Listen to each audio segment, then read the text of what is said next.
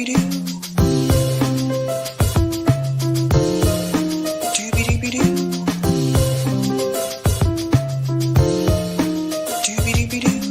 your host, sabrinasalvati.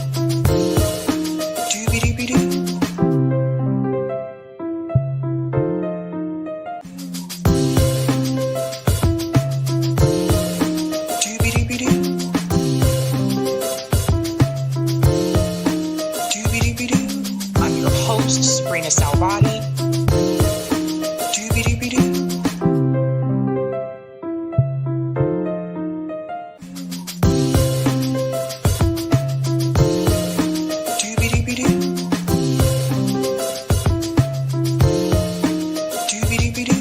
I'm your host, sabrinasalvati.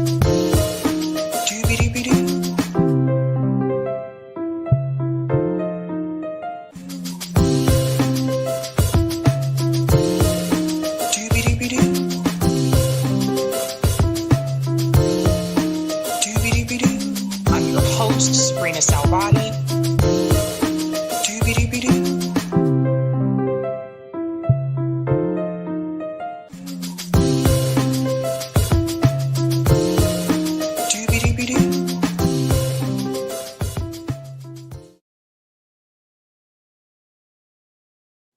All right. Welcome to Sabby Sabs podcast and happy Tuesday, ladies and gents. I'm your host, Sabrina Salvati.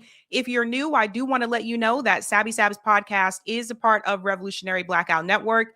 You can catch us there once a month for our monthly roundtable, and you can catch me here on Tuesday, Thursday, and Sunday. Shout out to everyone watching on YouTube, Rumble, and Twitter. And welcome back, guys. Guys, we have a really big show tonight. We have two guests. Margaret Kimberly and also Max Blumenthal. So Max will be joining us later in the show. Margaret is going to kick things off. But really quick, I do want to go ahead and show you what we are discussing tonight. I don't want to keep her waiting. It's been a hell of a time, folks, a hell of a time. And we got to get into all of it. Tonight, ladies and gentlemen, we are discussing, we have a shocking financial update about TPUSA. You will see there's Charlie Kirk there along with that is Brandon Tatum, also known as Officer Tatum.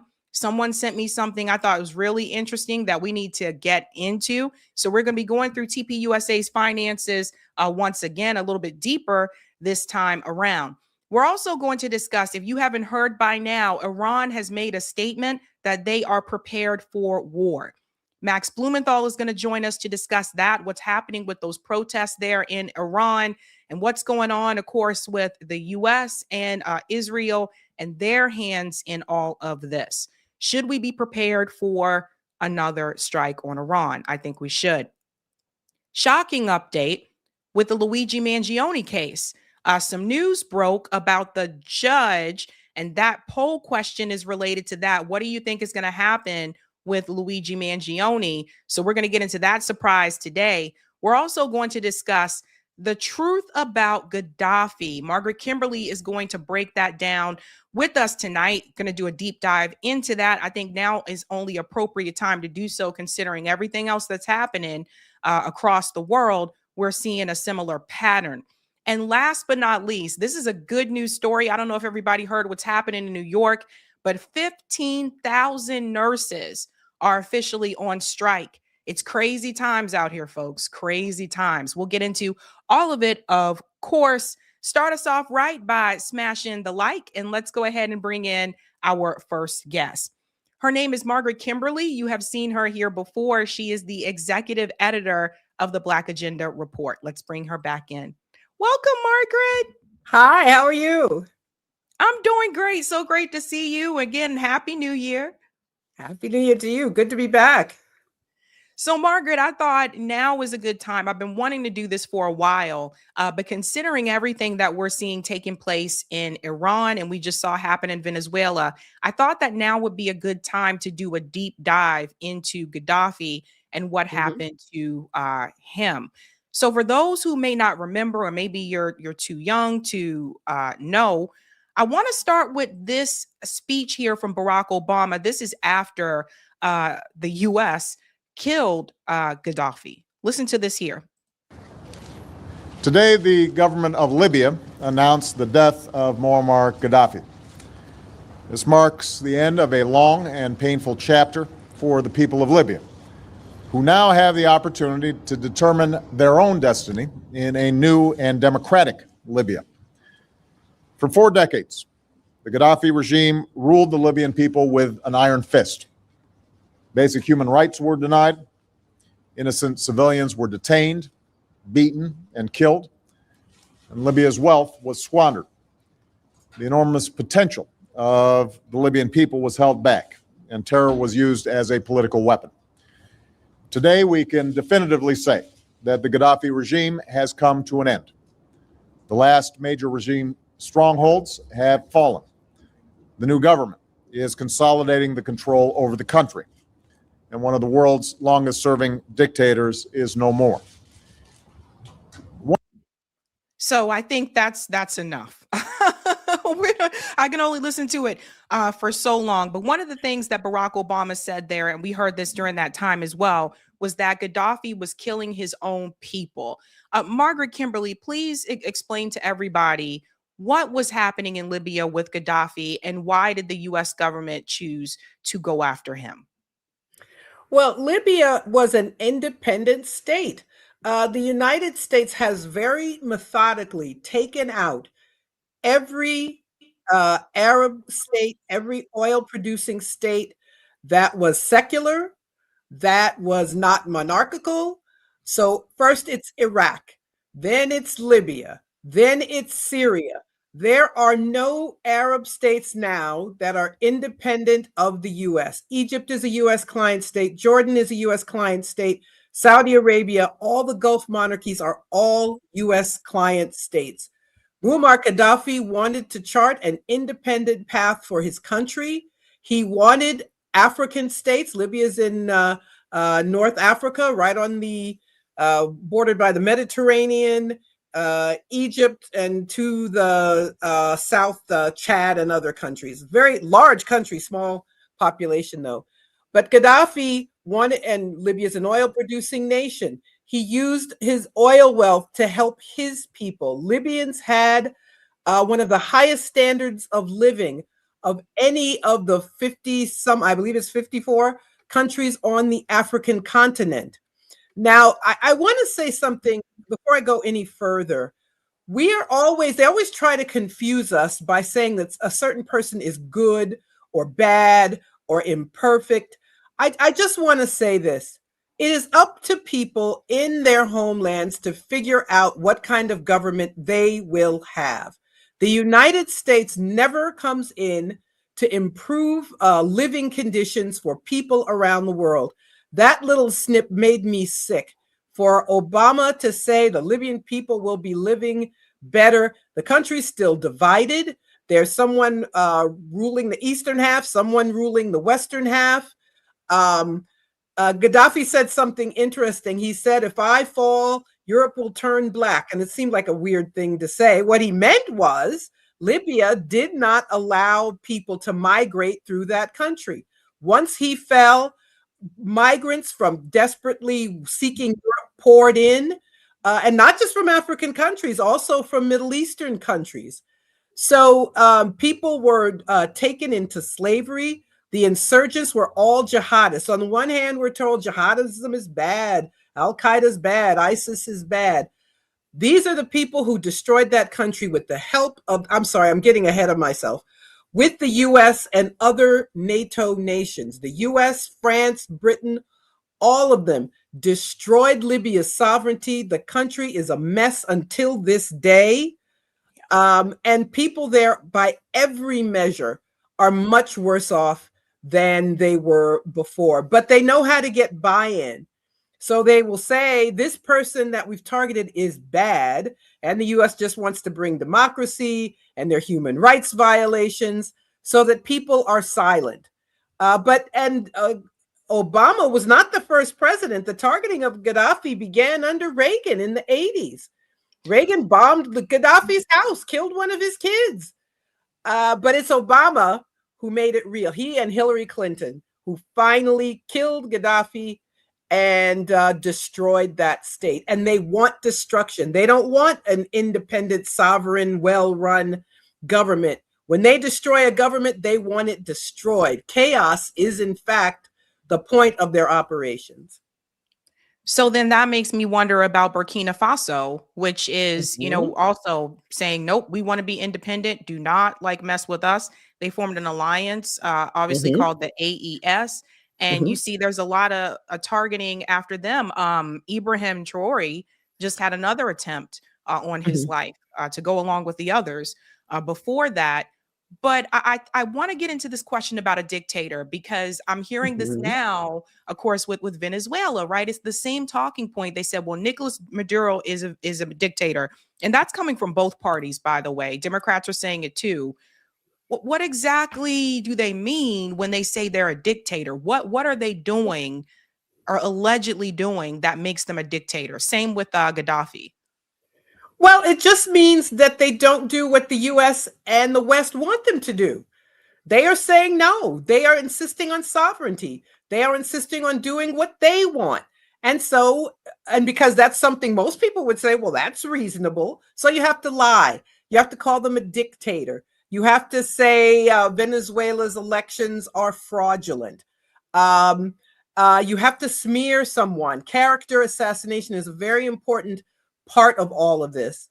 And I'm not saying the regime change that the US has conducted have always been against people who I'm in alliance with, who I see as being good for their people, but that's not the point. Every country the US attacks is worse off after, every single one. All of these regime change operations end up with suffering. First of all, how do you overthrow Gaddafi? Well, you bomb his country. Thousands of people were killed in the process. You had, and Libya and those people from other African nations who lived in Libya as migrant workers had a good life. But the jihadists who overthrew Gaddafi were very racist towards Africans. There were literally slave markets in Libya after Gaddafi was overthrown. So be careful with this dictatorship trope, because they throw it out all the time. We're seeing it in Iran. They're bad people. The mullahs are a dictatorship. People have no freedom, blah, blah, blah, blah. No one's going to have freedom if that government is overthrown, which I don't think it will be. But so be careful with the dictatorship and the calling of names. That is it's a signal. A light bulb should appear over your head when they tell you someone's horrible, an authoritarian, a dictator, whatever. It means that person won't do what the US says, whatever else may be true about them. And the US is going to, by force, they use sanctions to make people suffer. They come in, sanctions are warfare, by the way. They come in militarily. They use proxies. The U.S. always used we were told jihadists were bad. Well, they're always the U.S. proxies. In Afghanistan, in Libya, after Libya fell, Syria, and it took them almost 15 years to overthrow the Syrian government with these jihadists who came in from Syria and also from other countries. So I'd be very skeptical about this dictator trope. It's part of hybrid warfare. It's war propaganda. It's used to shut us up. It's used because nobody wants to say they're defending a dictatorship, right? So the answer is, I don't know who's a dictator and who isn't. The United States has no right to interfere in the affairs of other countries. That's the most important thing for everyone to know. Yeah, just to let everyone know, to Margaret's point, even the Cato Institute had called this out. They said the Obama administration wrecked Libya for a generation. And I don't think, a lot of people even know, at that time, there was a lot of talk about Libya. But one of the things that I noticed too was that if you say it enough, people will believe it, right? So if the president says that Gaddafi is a dictator and he's killing his own people, and he says it over and over, more people are willing to believe it, right? So, but at the end of the day, I think what's important to note is that we should not be over there. that's their country, you know, for their people. By the way, for people who are not aware, Obama met Gaddafi, shook his Yes. hand and everything. Yes. Of course he did. They all did, but then they decided they could get him. And so that was the end of him. And I just want to say something about that repetition, that war propaganda. We're seeing it now with Venezuela. Maduro is a narco-terrorist. He's a dictator. The election was fraudulent. This nice lady with the Nobel Peace Prize, she should be the president. Her side really won. And you just say it over and over again. And unless people, and that's the importance of independent media like yours, like Black Agenda Report, where you get a different narrative, because corporate media, all they do is repeat the state narrative. So the Washington Post says, oh, it's a good thing they kidnapped Maduro, as an example. So be very careful of the war propaganda. If you hear something over and over and over again, it's like hypnosis almost. And if you're not consuming independent media, then you can be fooled, and you can support something that's terrible. It's awful what Obama did to Libya, but I'd almost forgotten about that press conference. That was sickening.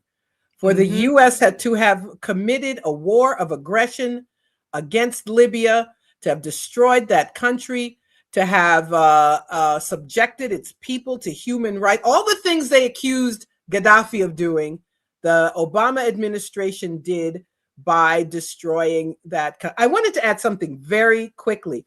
Gaddafi paid for protection, he thought. He literally paid off the president of France at the time, Sarkozy, gave him millions of dollars. And Sarkozy joined, it was like the mafia, and joined. Sarkozy was arrested, actually. So anybody who wants to look this up can look it up.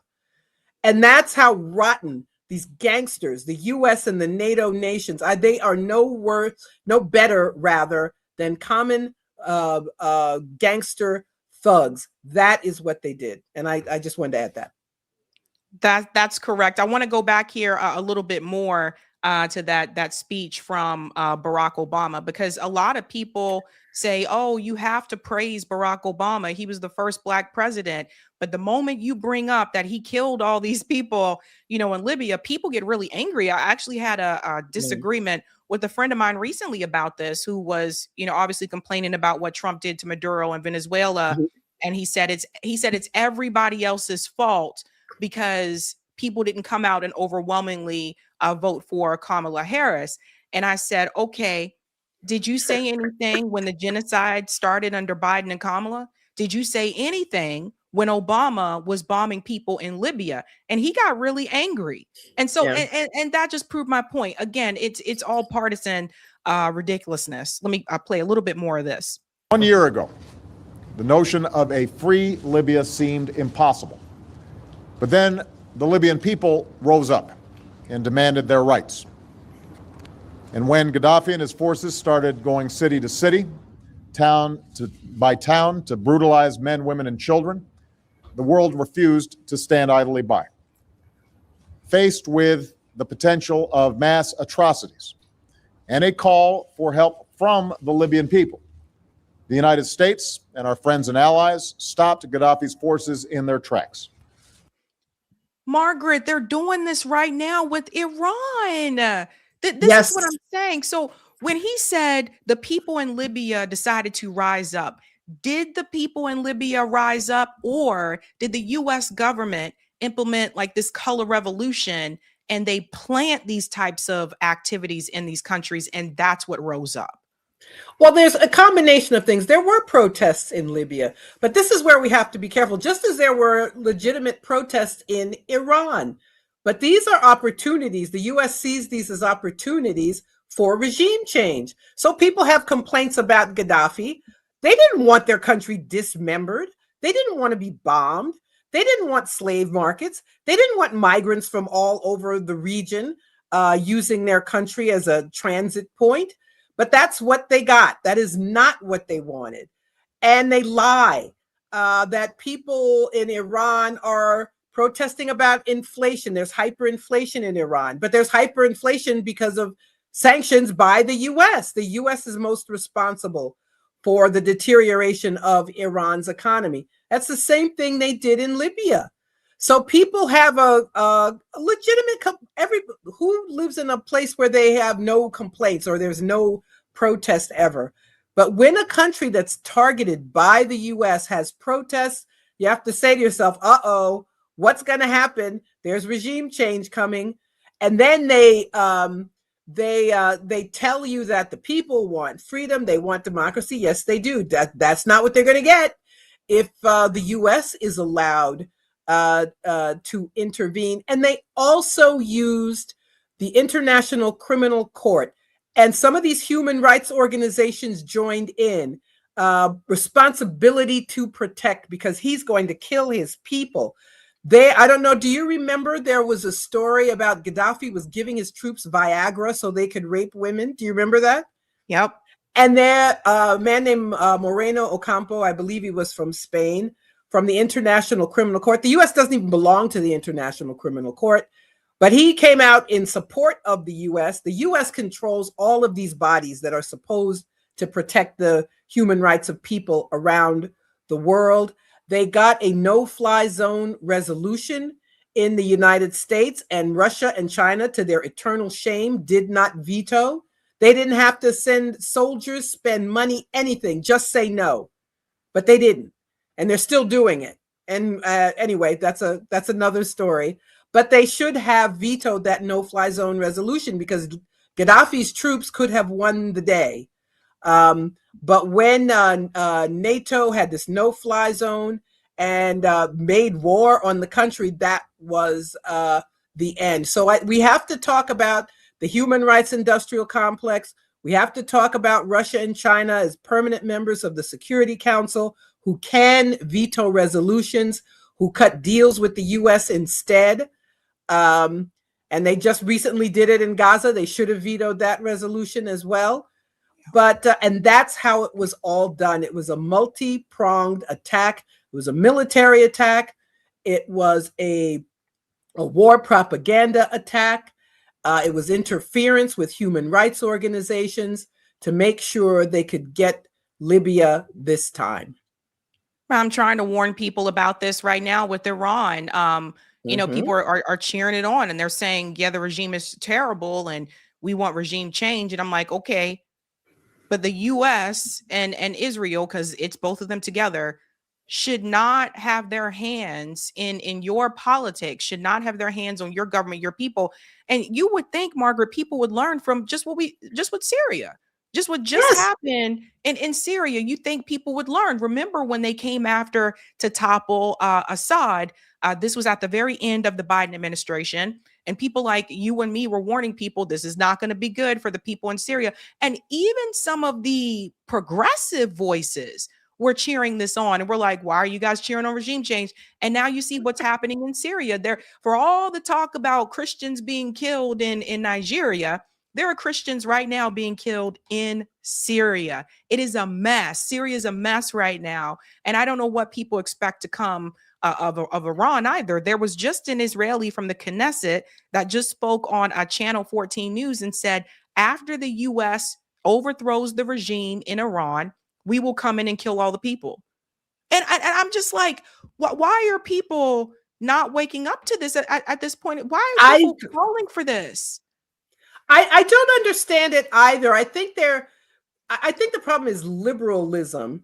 It's important to be anti-imperialist. It's not enough to say you want peace. It's not enough to say that you're anti-war. You have to actually be anti-imperialist. And it's that point of view, it's that kind of thought that keeps you from being fooled. I also think there's another problem, and that's American exceptionalism. People who believe the U.S. is good, that's what they want to believe. So when they're told, well, this guy over there is bad and we're going to take him out, they already have that in their heads, that whatever they're told is going to be true. And there are people who, it's denial, people who don't want to accept that their country is what it has always been, and that it does not change. It's continuity of agenda, as some call it, that the U.S. will have primacy, will have hegemony, that there's no other country that can be a rival. And that's why you take these other countries out. They do not want a multipolar world. So it's always going to be a lie. It's always going to be an atrocity committed by the US. So in Iran, people protest, and the Israelis bragged about it. They bragged about Mossad operating in Iran. And then they have some alleged Iranian rights group, which is located in Northern Virginia, that says 500 people have been killed. Have 500 people been killed? Do you know people were killed by the rioters who were paid by Israel and the US? So we're told people were killed, and they were killed by the Iranian state, not that they were killed by proxies of Iran and the US.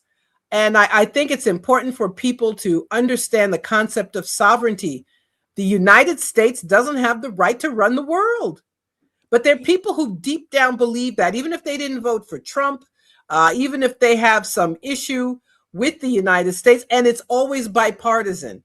It's always bipartisan. So it's a Democratic president who takes out Libya. It's a Republican trying to take out Venezuela. They will fail. The Venezuelan state is intact. The people support their government. It is not going to be what they think it's going to be. And that is a bright spot. Another thing I wanted to show you as well. This is also really interesting, and I feel like this isn't talked about enough. Something else that Gaddafi tried to do, and this was under Bill Clinton.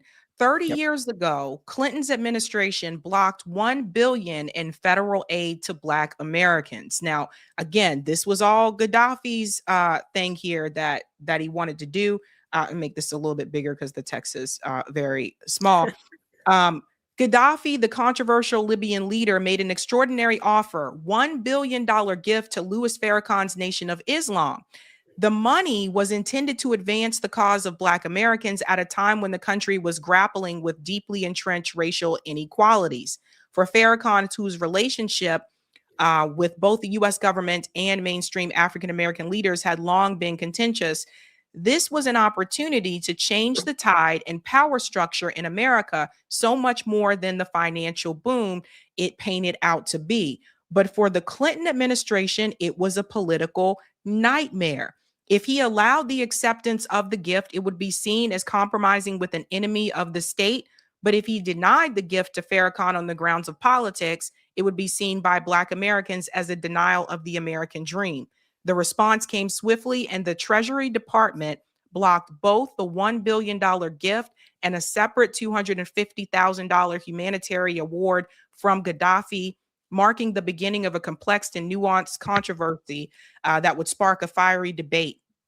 So this piece right here, again, I think that's important. Again, also, Louis Farrakhan was smeared. You probably remember this, Margaret Kimberly.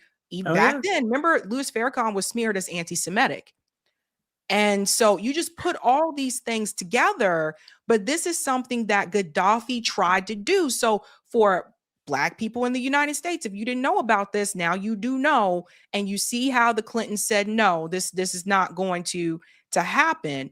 And I just feel like more people are finding out about it now, but it just, again, like it's so obvious, because imagine if Gaddafi said, I want to give $1 billion to Jewish institutions in the United States. Do you think this would have gotten blocked?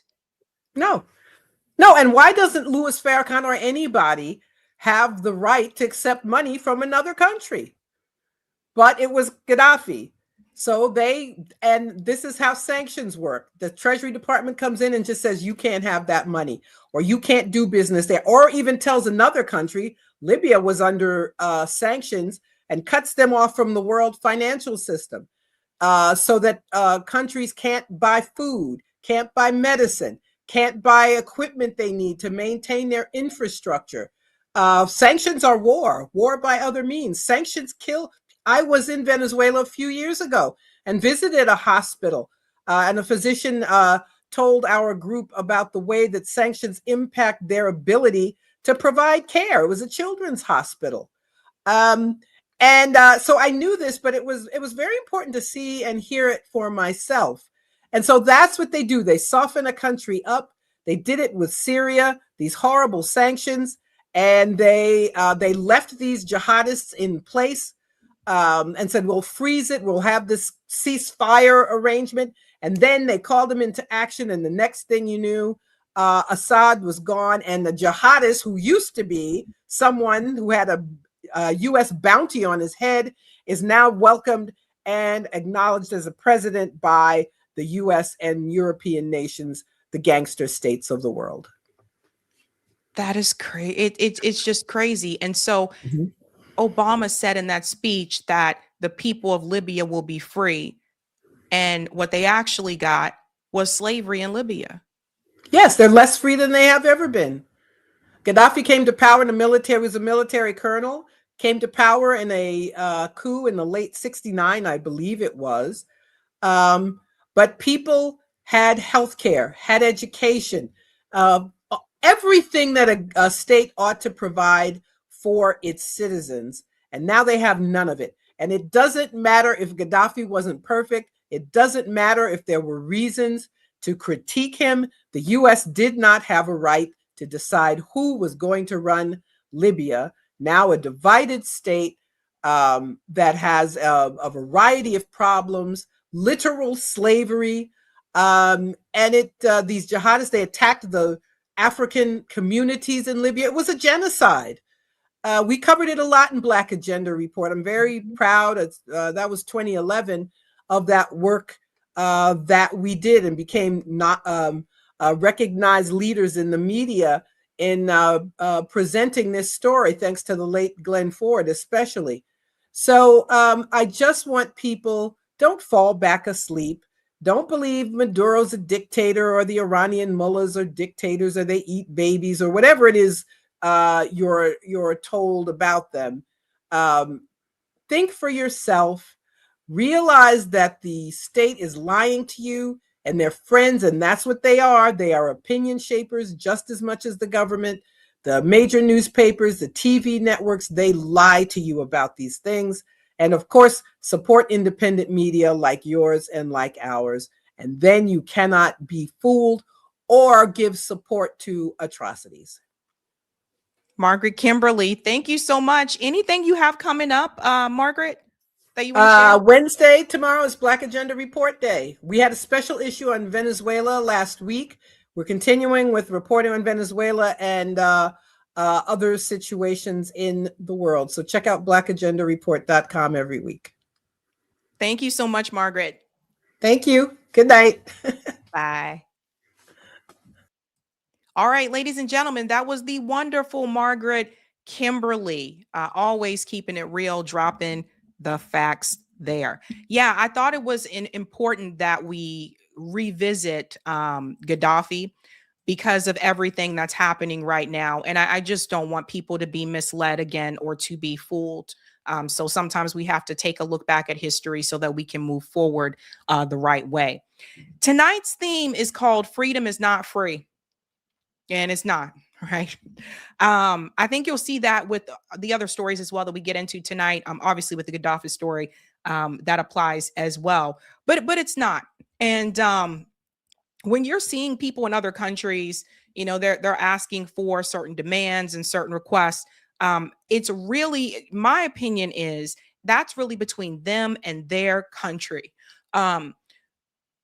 When some people in those countries start saying, yes, we want the U.S. to come in, that's when everything goes to hell in a handbasket, like, to be honest with you, because we're not going in there to help those people. We just see that as an opportunity to take over that country, steal the resources, and whatever happens to the people, oh, well. That is the mentality of the West. And so we have to make sure that we stay focused and we stay vigilant and we don't fall for these okie dokes, right? So freedom is not free. That is tonight's theme. We're going to get to the other stories as well, ladies and gents. First and foremost, let's go ahead and give a shout out to everyone who is a Sabby patron. Thank you guys so much. Really do appreciate your support. What is going on, fam? Shout out to everyone who is a Sabby patron. Thank you so much. If you're interested in being a patron, I have 5 categories here. We have Ultimate. We have those Sabinators. Don't forget about the Sabsters. Yeah.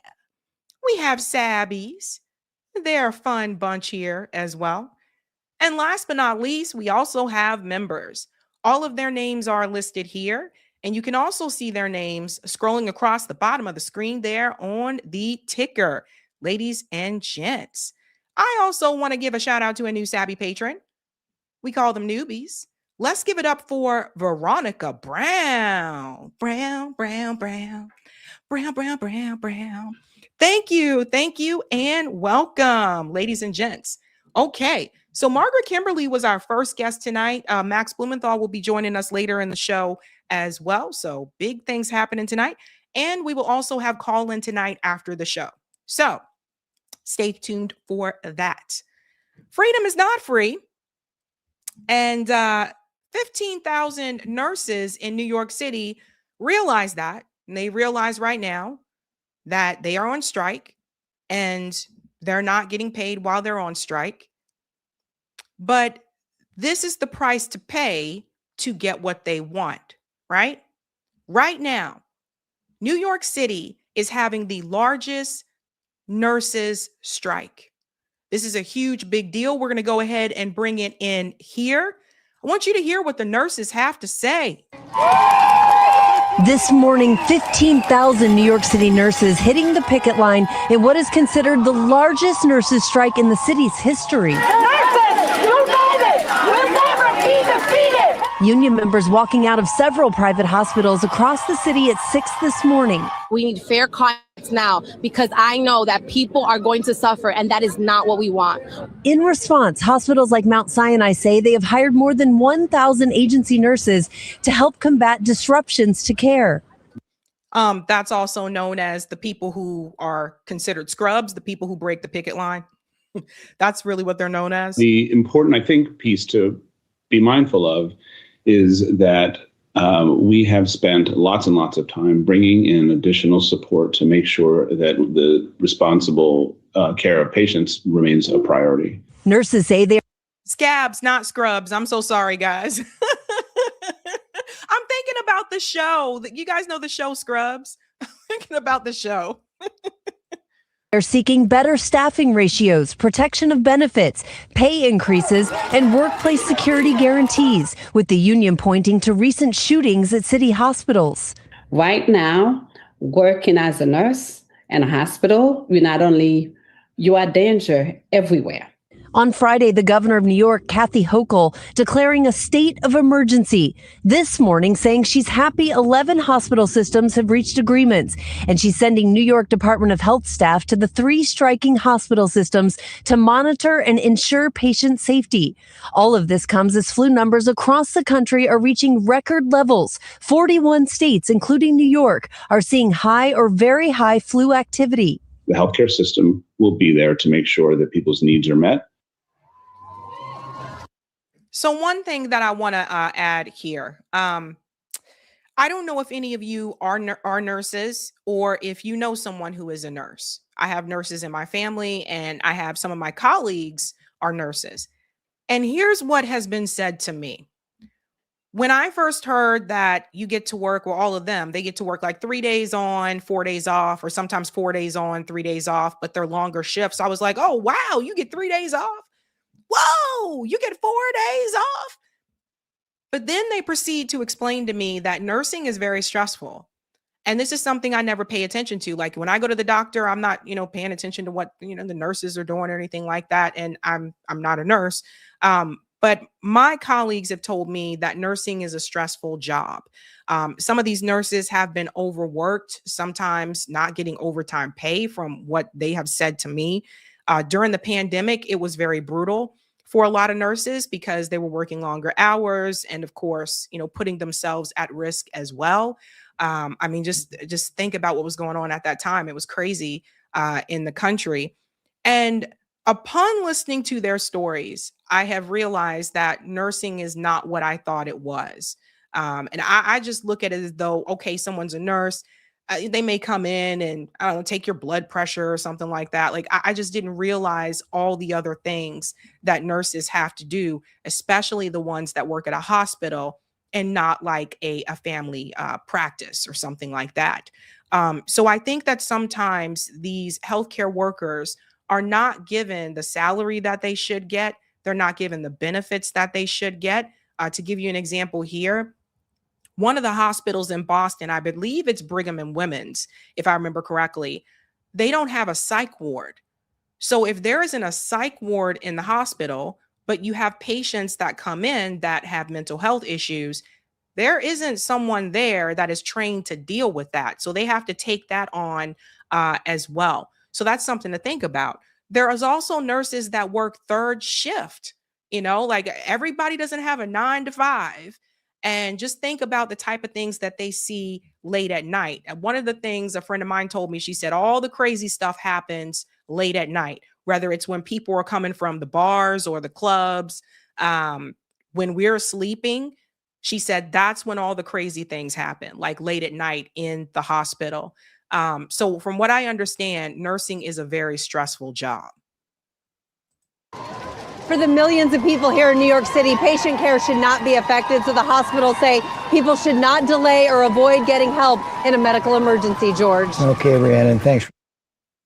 Yeah, and we got another video here I want to show you as well, so you can hear from more of them. Sly says nurses in NYC make $120,000 a year.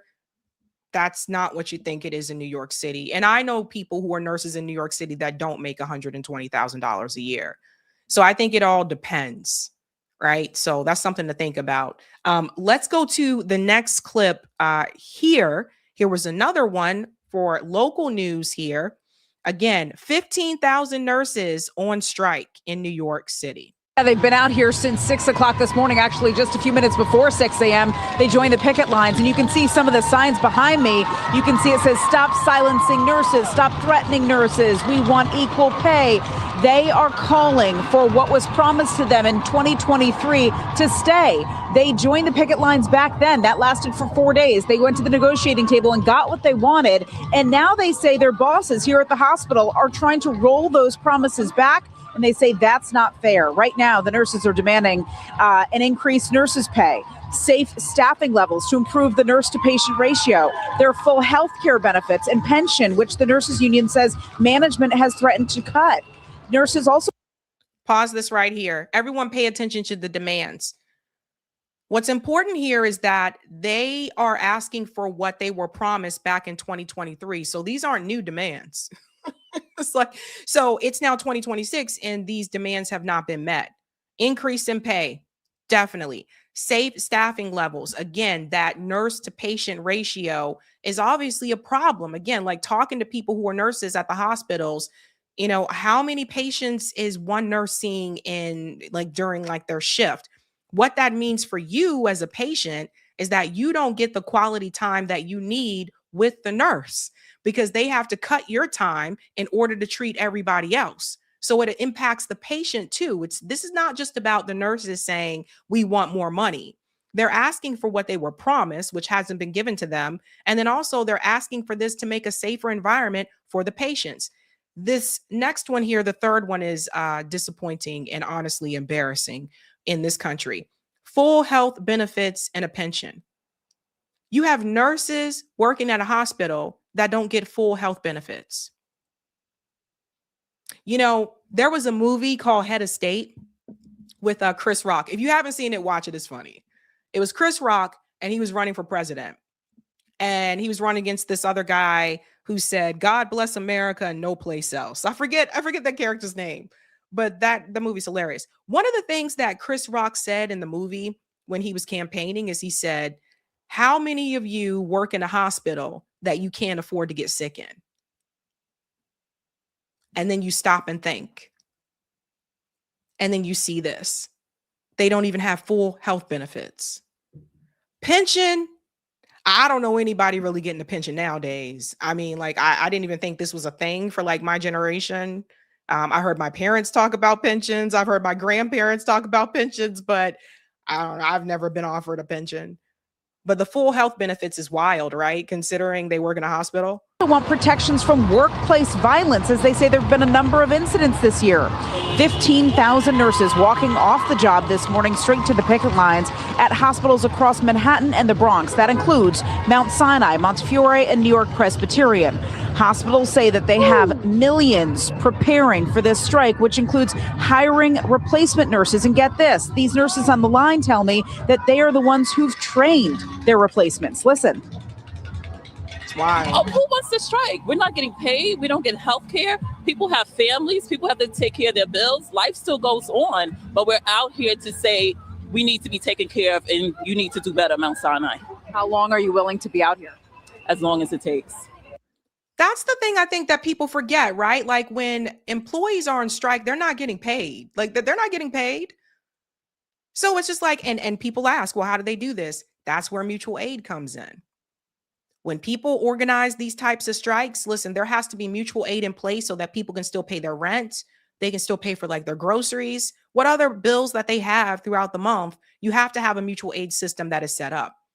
So this is why I tell everybody all these things we want to do, like all these different movements we talk about, etc. There has to be mutual aid set up for these things to take place because you are going to miss time from work. Same thing with a general strike. You cannot have a general strike without mutual aid. So that is especially crucial.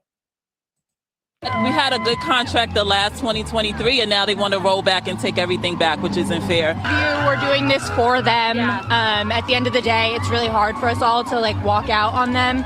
But that's not what this is. This is for our patients and to be able to get us to care for them in a safer way. Yeah.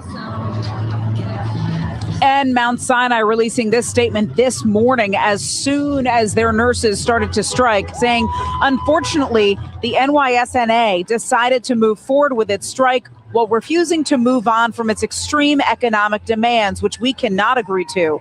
But we are ready with 1,400 qualified and specialized nurses and prepared to continue to provide safe patient care for as long as the strike lasts. So these are scabs that are coming in to take those jobs. But one thing I want to add here, this hospital, Mount Sinai, is referring to the demands as extreme economic demands. But this is what you promised. You promised this to them in 2023, and it's now 2026, and you haven't fulfilled that promise. So how is it extreme economic demands? Do you realize what year we're living in? What country we live in? What the economy is like right now? And if anyone's watching, if you've lived in New York City, holla at me, because I lived in New York. New York is expensive. It was expensive back then. It's expensive now. So that was over, 10 years ago when I lived in New York? As long as I can remember, New York City has always been expensive. And people need to be paid what they're worth. And like I said, if you didn't plan on giving them those demands, then you shouldn't have agreed to it. Now they have 1,400 people coming in. There's 15,000 nurses on strike. 15,000, not 1,400. Okay? So we shouldn't have this problem in the United States of America. That's the point I want to get across. We shouldn't have nurses that have more patients than they can handle. I said this when I was in higher education. Same thing with the teachers. We should not have teachers that have more students than they can handle. This country has a lot of money, but it's being used in all the wrong ways. It's being used to have all these wars abroad instead of taking care of people right here. So I support the nurses. I rock with the nurses.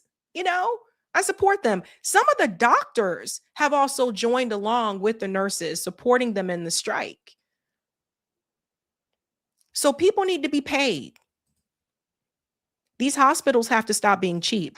Back out here live in the next hour, we are expecting the lieutenant governor to be joining the strike line here outside.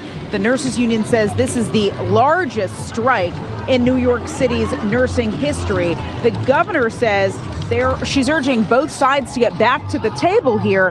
But since that's not happening, she is declaring a state of emergency and asking the Department of Health to step in and help staff hospitals in need of help. As you can see, people will remain out here picketing. I've asked them how long they'll stay. They're prepared to stay as long as they need to.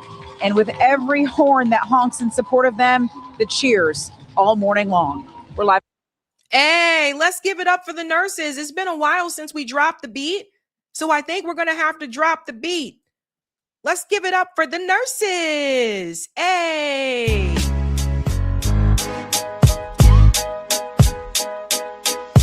Drop the beat. Dance with me. Dance with me. Drop the beat. In the street.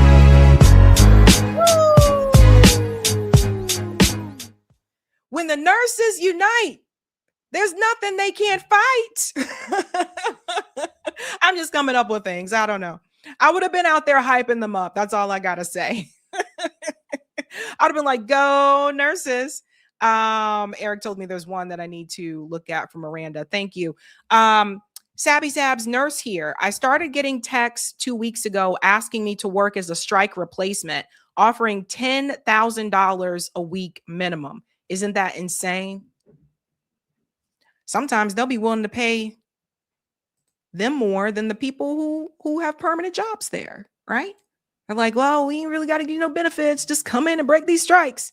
Now, I don't know if everyone remembers this, but about a year or so ago, I covered this story that happened right in Boston about the nurses. There was a nurse who was so exhausted from work that they drove off the top of the garage floor at the hospital.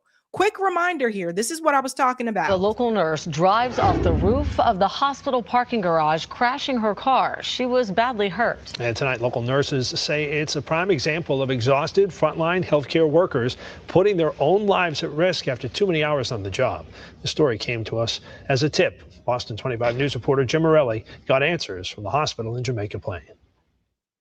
I really sympathize with the nurse, and I can certainly understand how it happened. Nurses say what happened is a dramatic example of the effects of fatigue in healthcare workers. A spokesman for the Massachusetts Nurses Association confirms that a nurse did drive off the roof of the Brigham and Women's Faulkner parking garage.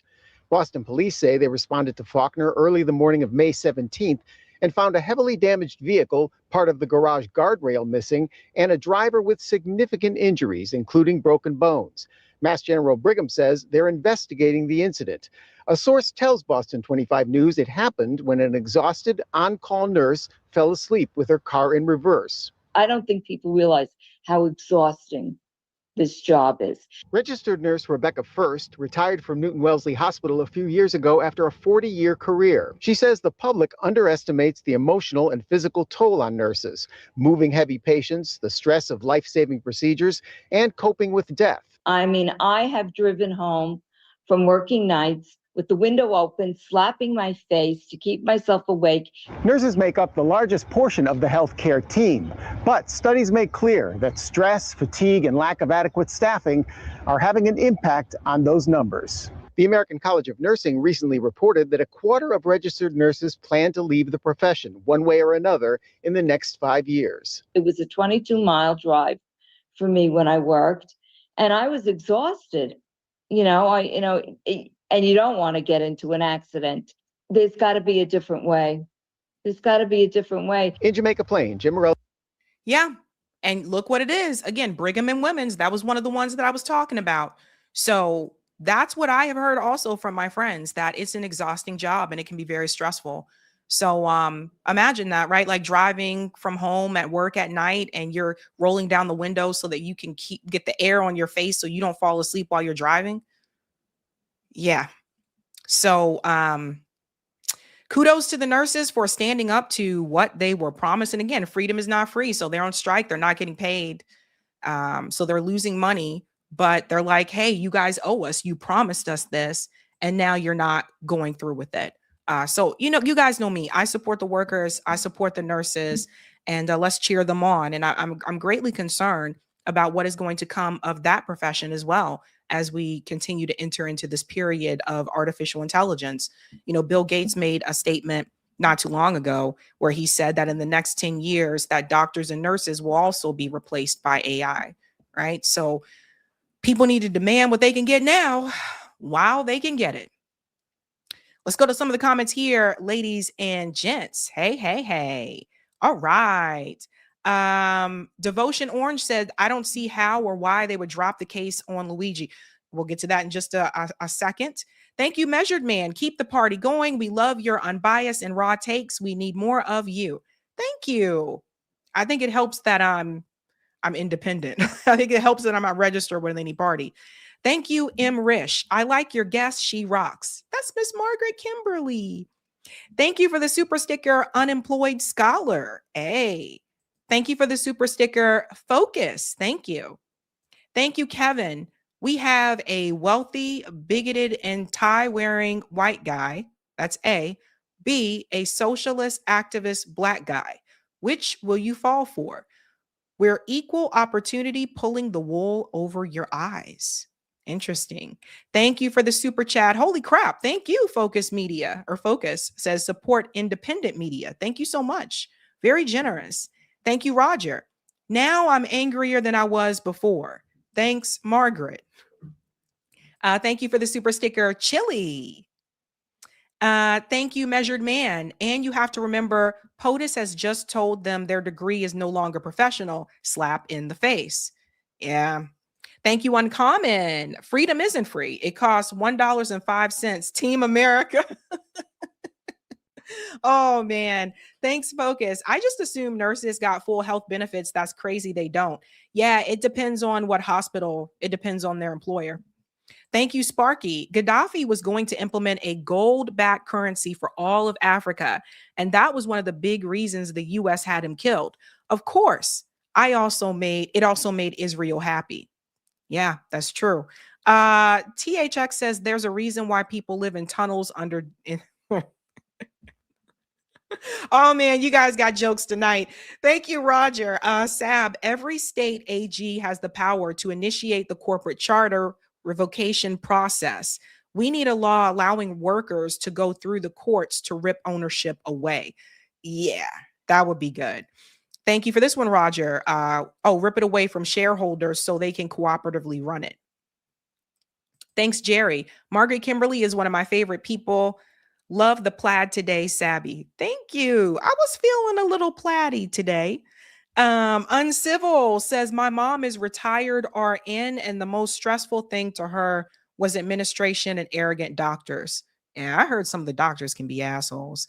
Thank you, Roger. One of my CBIs, I do. Shareholders bidding for time till AI takeover. Unions won't save your job. Only worker co-ops will. This is a good point about, what did I say? Like union is a good first step, but it shouldn't be the end game. The end game should be worker cooperatives, right? And thanks, Sparky. If it makes you feel better, Sabby, Israel has taxpayer-funded healthcare, American taxpayers. Crazy, isn't it? It's wild, wild. Okay, ladies and gents, if you haven't had a chance to do so, go ahead and do me a solid and smash that like button. If you're new, don't forget to like, sub, and share, just like a Care Bear. And we're moving on to the next story. Luigi. Where is Mario? We have a surprise in the Luigi Mangione case. Very shocked to hear this one. It appears that the judge has changed her mind. Changed her mind about what? You see, Luigi's defense team, they have come forward a couple weeks ago, basically, pushing back on the way that Luigi's search and seizure was operated when Luigi was arrested. In particular, Luigi's book bag. And at first, it seemed like the judge was not interested in pursuing that information. But now the judge has changed her mind. And this is the big surprise for Luigi Mangione's defense team. A federal judge on Monday changed her mind and decided there should be a hearing to determine whether Luigi Mangione's backpack was lawfully seized. So everybody remember this, that when they arrested Luigi Mangione, they said he had a book bag with him. The police seized that. And there has been some disagreement back and forth as to whether or not They had a warrant as to whether or not they read him his rights, like all these things that are supposed to happen, of course, when you are, arrested. And his defense team has been heavily fighting that he was not treated the way that he was supposed to be treated. So let's get into this, ladies and gents. The seizure of Luigi Mangione's backpack to be the subject of a federal court hearing. All right. Let me see if I can make it bigger to get rid of that stupid ad. Thank you. The judge in Luigi Mangione's federal trial says she'll hold a hearing with a senior member of Altoona, Pennsylvania Police Department to go over the policies the department says enabled them to seize and look through Mangione's backpack at the time of his arrest.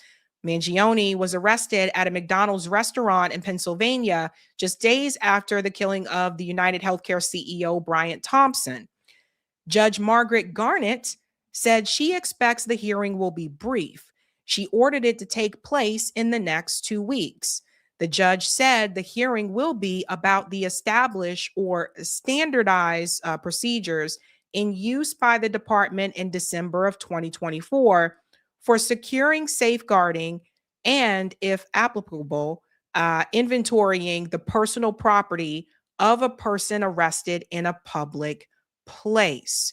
So here's the question I have for everyone, and please make sure you answer that poll question that's pinned at the top of the live chat.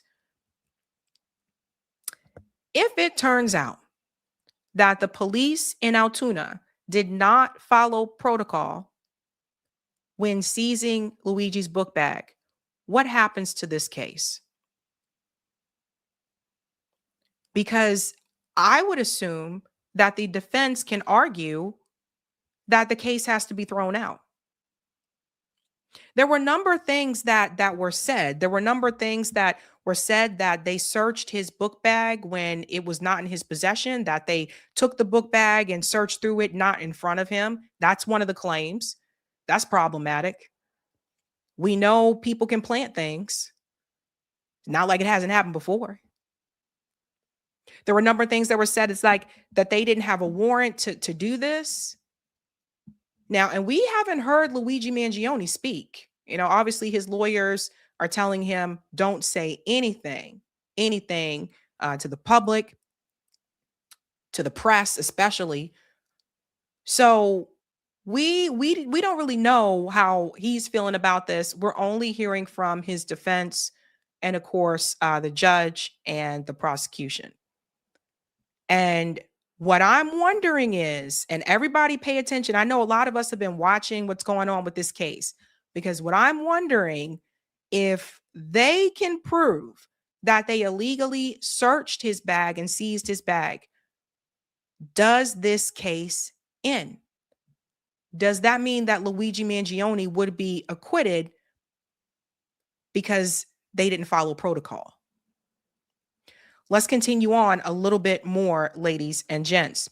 The judge said the hearing will be about the established or standardized procedures in use by the department in December of 2024 for securing, safeguarding, and, if applicable, inventorying the personal property of the person arrested in a public place.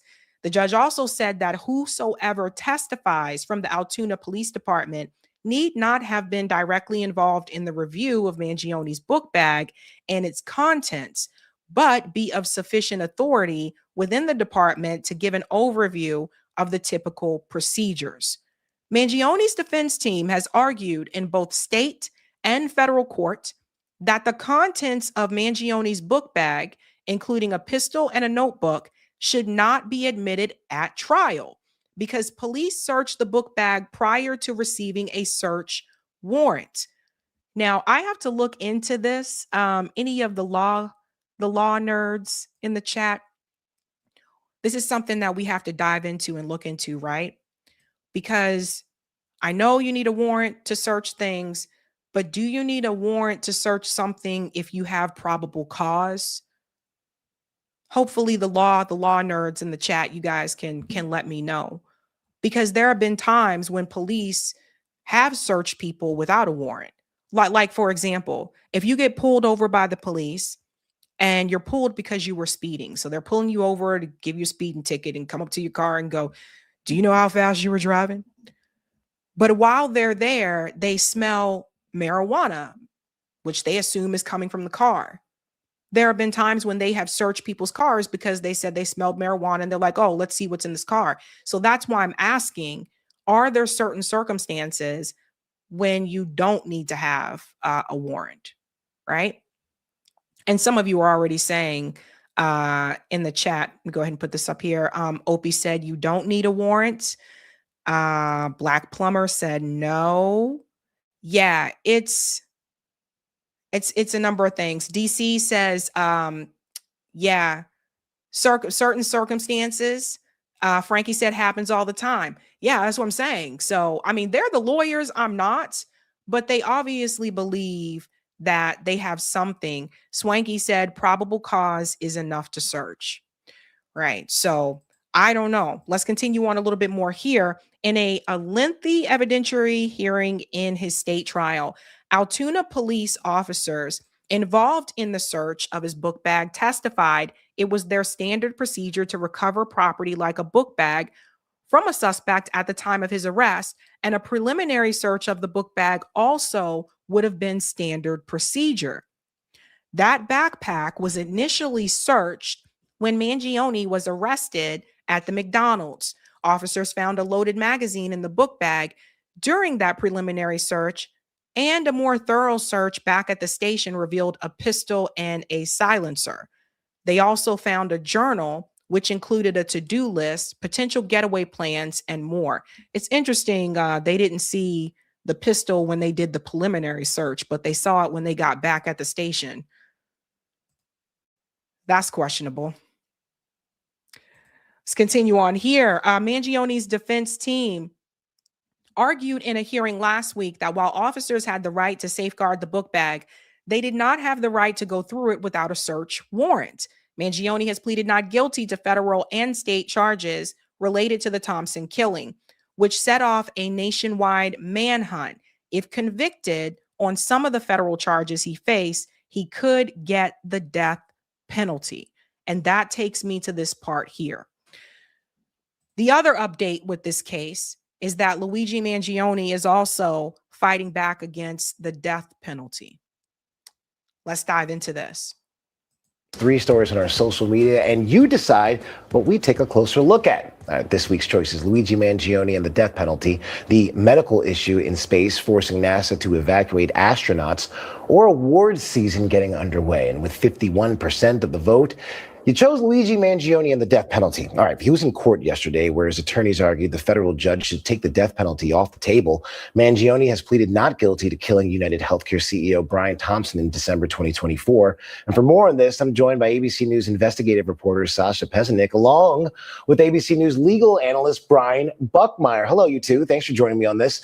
Brian, I want to start with you. The federal judge has not yet ruled on whether to exclude the death penalty in Mangione's case. Which factors do judges consider when making that kind of decision? Yeah, let me see if I can explain this well enough for everyone who voted on social media. This question is whether or not this crime of firearm-related murder is death eligible. And for that, you need 2 things. You need the crime that makes it eligible, firearm-related murder. That definitely covers it. And the next one is you need either a predicate act or some sort of aggravating factor.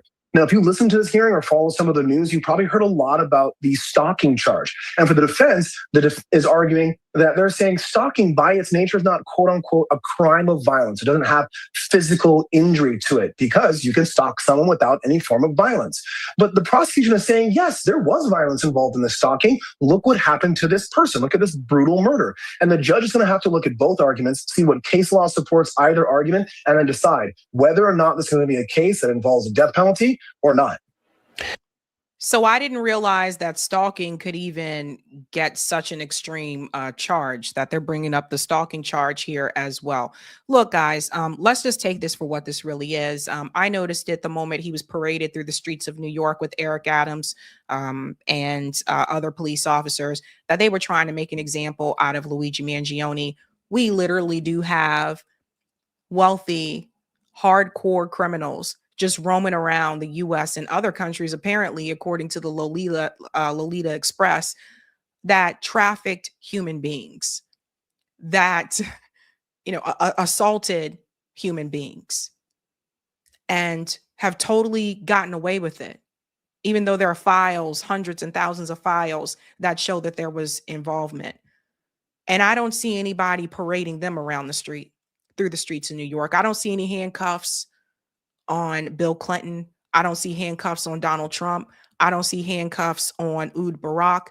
I don't see handcuffs on any of those people that you saw in those pictures from the Epstein files.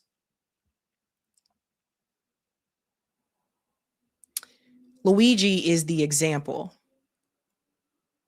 It's the example of don't even think about pursuing this. And then there's still the evidence of to whether or not Luigi was a patsy.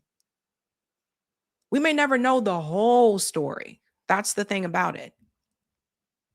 But what was very weird to me is that when they released the pictures, there were 3 pictures that the police said that this was Luigi. All 3 of those pictures look like different people. One of them looked like a female. I didn't know what was going on there. So we don't really know. And you know what else was interesting? How quickly they're like, we're going to find the person who killed the CEO. But notice how they drag their feet around everything else. Notice how they drag their feet around the Epstein files. They're not trying to find those people. These are the things I want you to pay attention to. Who gets away with stuff and who doesn't? A lot of times that comes down to money. Money and power. Now, Sasha, the judge also suggested yesterday that Mangione's backpack was lawfully seized when police arrested him in Pennsylvania. So why is that evidence so key to the prosecution's case? It's absolutely key to the prosecution's case, more specifically what's inside the backpack. When Mangione was found at that McDonald's in Altoona, Pennsylvania, just about a year ago, a little bit more than a year ago, inside it, prosecutors say that police in Altoona, Pennsylvania found, among other things, writings that Mangione had made that prosecutors say points directly to unambiguous evidence of his motive, as well as the alleged murder weapon, other items they found that prosecutors now want to use in their case. If they can. But the murder weapon wasn't found when they searched his book bag. Let's go back to this part right here. That wasn't found when they searched his book bag at the McDonald's. As it says in all the articles, as the defense has said, that wasn't found until they got back to the police station. So somebody needs to explain, how is it you look through this book bag and you found a notebook and all this other stuff, but you didn't see a weapon, you didn't see a gun, you didn't see a pistol? That part to me is really weird. Then all of a sudden you get back to the police station and, oh, look what else we found. And we have seen time and time again that police have been known to plant weapons on people. And that's not a new thing. So what if that was not the case? What if what they found in that book bag when they were at McDonald's is all that was in that book bag? And then what if when they got back to that police station, they said, oh, let's throw this in there too, make it all stick? Because sometimes what happens is that police and detectives, they'll have this inkling and they'll feel like, we know he did it. We know this person did it, but they won't have all the evidence. So sometimes they'll, plant something so that it can stick. Haven't we seen this happen before? Let's continue. Now want to use in their case. If they can keep the backpack and what's in it in the case, then they have a lot more of a robust set of evidence to point to that could potentially link him directly to the murder of the United Healthcare CEO. If they do not get to keep the backpack and what's in it, then they're going to have to resort to other evidence. Now, the federal judge yesterday said...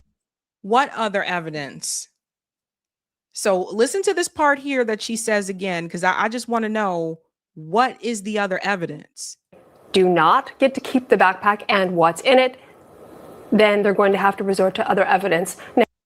What other evidence? Because I would think if they had other evidence, they didn't need to rely on the book bag. But it seems like they do need to rely on the book bag. And again, if the judge says this wasn't, you did this the wrong way, that you were supposed to have a warrant, you didn't do it, or yes, you took it out of his sight, we don't know if you put something in there or not. What happens to this case? Does the entire case go away because they mishandled? We've seen this happen before where someone was arrested, but turns out there was an error with the arrest or with the paperwork, and the whole thing just goes to crap, and then they're set free. Now we're talking about freedom. We say that freedom isn't free. So I'm in the camp to believe that people have to be proven guilty. Like it's supposed to be innocent until proven guilty. But a lot of times it operates as guilty until proven innocent. If the press says you're guilty, the police say you're guilty, the press says you're guilty, you're supposed to be guilty. That's part of the reason why they paraded him through the street like that. They wanted the press to also get that same message. You better sell it that he's guilty, he did it. One of the things that his lawyer said in the beginning is she said that she didn't appreciate the way the press was already saying that he did it because the trial hadn't even started yet. I'm saying the same thing about Tyler Robinson, and I'm trying to warn you guys. I'm hearing it all now. Even when it comes to Tyler Robinson and the Charlie Kirk thing, notice the way the press is talking about it. They have already said that Tyler Robinson did it. So what happened to innocent until proven guilty? Because if the press can already say that you are guilty, people are more likely to believe it. And yes, I do feel like that can hurt the case. Now, the federal judge yesterday said that the backpack was lawfully seized, and she reserved the right to rule on the specific items that were found in it. So we'll have to see where we go from here. Yeah, we do. All right, I want to go to the other side. Brian, what stands out to you about the defense's strategy so far? It's interesting. I actually kind of focused on the backpack, the strategy of trying to get it out. Now, understand, we've already seen a hearing when it comes to the suppression of those items through the arrest of Luigi Mangione on the state side. But from the state side, there are different standards of person's Fourth Amendment right than in the feds. And so I thought, as someone who practices in the SDNY, it might be a pretty hard argument for them to get anything suppressed from the federal standpoint. But their arguments are pretty strong. I'm a little bit jealous at some point. I want to use them in my own cases in the future. And I think there might be an argument to at least have a hearing. Whether or not they win, I think that's a greater long shot in the federal court than in the state. But that stood out to me that the judge is at least still considering the contents of the backpack. All right, I want to look ahead now. Sasha, what's next for Mangione's federal and state cases? Well, one of the... Pause here for a second. You know what I just thought about? Anybody notice this pattern of young males? Tyler Robinson, young male. Luigi Mangione, young male. Seems kind of convenient, don't it? I wonder what message they may be trying to send, right? I wonder. You know, I didn't believe that, and I still don't believe they have enough evidence for Tyler Robinson. I haven't seen it. Have you guys? But they said he did it. So, you know how that goes. Most important things that we learn is that we could now see a trial before 2026 ends. The judge yesterday said that it's likely that we could see a trial scheduled for the end of this year if the death penalty stays on the table. It could be January of 2026, possibly December of 2026 or January of next year. And that would bring it right up to the 2-year anniversary of when this all happened. The way that they were parading him around here as if he was Bane. I felt like I was watching, what is it, The Dark Knight? Not is it The Dark Knight Rises? Is that the one with Bane? I think that's the one with Bane. Anyway, I felt like I was watching the Batman movie with Bane. Remember when Bane was walking around and he was like, "You grew up in the dark." No, what did he say? Bane said, you thrive in the dark. I was born in the dark. Tom Hardy. He killed it in that role, I thought. But anyway, it kind of reminded me of that. I was like, they were acting like he was like Bane or something. It was really weird to me. Like I said, I've never seen them do this with anyone else. Never seen them do that. Jeez Louise. If it is no longer a capital case, then we could see it as early as October. There are a bunch of other evidentiary issues that both judges have to rule on in both the federal and the state case. What can be kept in, what's out, and so a lot to look forward to in the coming months. All right, Brian, Sasha, thank you. Please come back again. So the big fight now is going to be against the death penalty as well. You can put that one back up there, Eric. The people will find him not guilty. Yeah, it's interesting. I'm curious to see what that poll says. I'm going to check the poll at the end of the stream because I'm curious what people think is going to happen. Patrick said, LOL, Sabby is a straight nerd. I am. I was born in the dark. Molded by it. Let's go to some of the comments here, ladies and gents. But yeah, I don't know what's going to happen with this one. All I can say is that if it is the case that they find that they basically operated inappropriately or didn't follow protocol, that could be very telling. Very telling. Let's go to some of the comments here, ladies and gents. Okay. Thank you, The Last Tour. Please check out, I went through years of training as an NYPD police officer and detected these tactics are completely opposite of normal law enforcement. Interesting.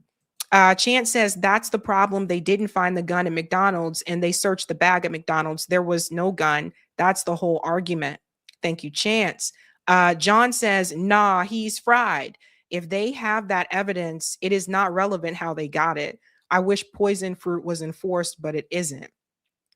Janine said they can't search until you are arrested. Then they have to get a warrant. They only have PC if they smell drugs. Oh, probable cause if they smell drugs, death, or there are signs of a crime happening. Interesting.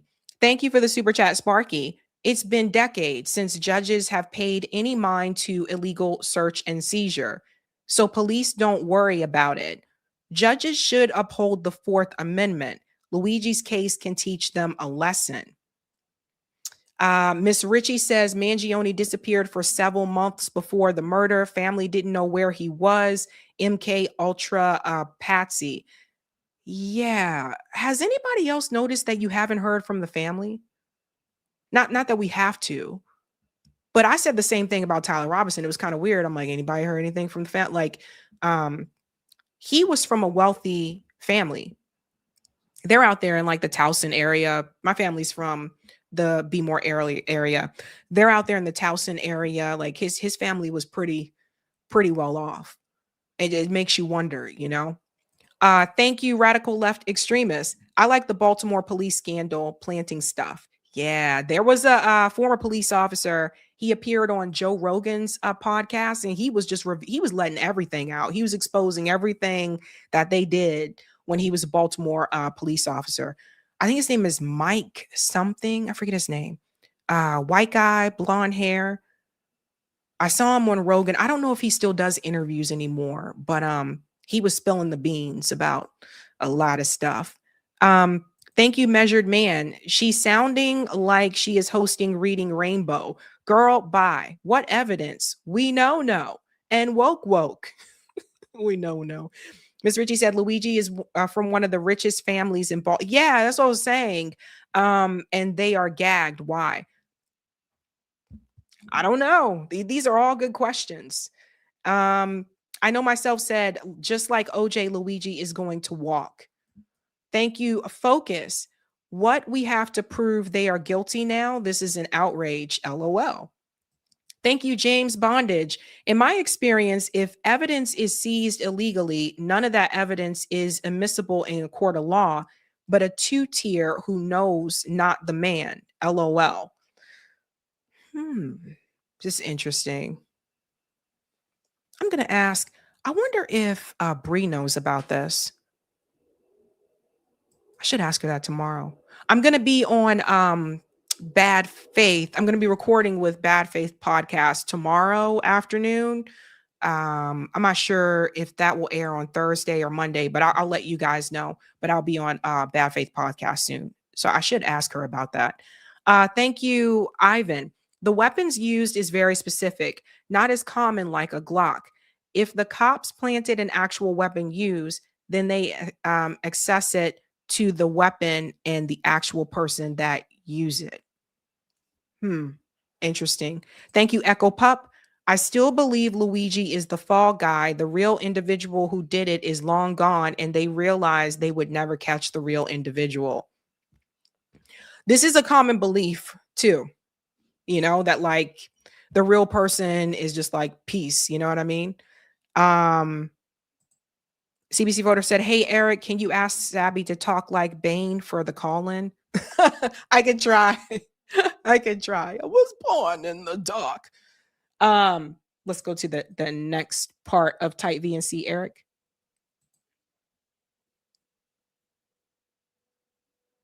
Thank you. Max Blumenthal is going to be joining us in just a couple of minutes, ladies and gents. So if you haven't had a chance to do so, smash that like button. Thank you.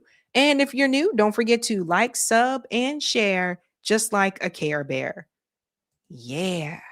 We can actually get started with some of this before Max joins.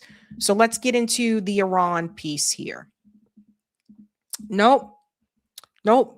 Freedom is not free. There are protests that are happening in Iran. There are two protests that are happening. There are people that are protesting against the regime. That is true.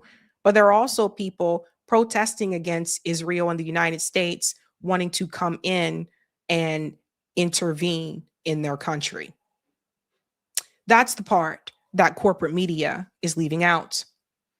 Donald Trump is taking it all the way there. You guys need to see this. Like I told you, they really want to go all in.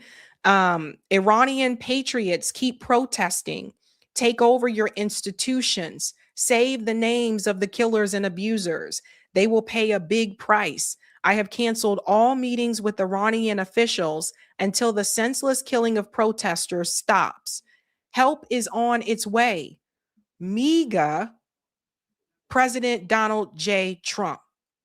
Does everybody see what he said there? I mean, I don't know if someone took Donald Trump's phone away from him or what, but that's not MAGA. That's not Make America Great Again. He put Make Iran Great Again, or to some, I would say Make Israel Great Again, right? But this is a direct diversion away from his base. Why is Donald Trump, this guy who said he was America first, why is he saying Make Iran Great Again and not Make America Great Again? So you guys see, it's just all out in the open. It's all out in the open. It's all there. So they're really inching. They really want to go in here. And Iran has officially announced that they're prepared for war. Guys, buckle your seatbelts. Listen to this. I don't know if their leaders are just they rule through violence, but we're looking at it very seriously. The military is looking at it, and we're looking at some very strong options. There is no war, but we are fully prepared for war. You asked whether preemptive operations are on our agenda. They are not. We do not seek war, but we are fully prepared for it, more prepared even than before the previous war. So once again, we're seeing the other country say that they don't want war, just like with Venezuela. They don't want war, but they're prepared for it if it comes to that. Right? Now, Donald Trump is going to tell you that Iran reached out to him. Listen to what he says. Called to negotiate. Yesterday, the leaders of Iran called. They want to negotiate. I think they're tired of being beat up by the United States.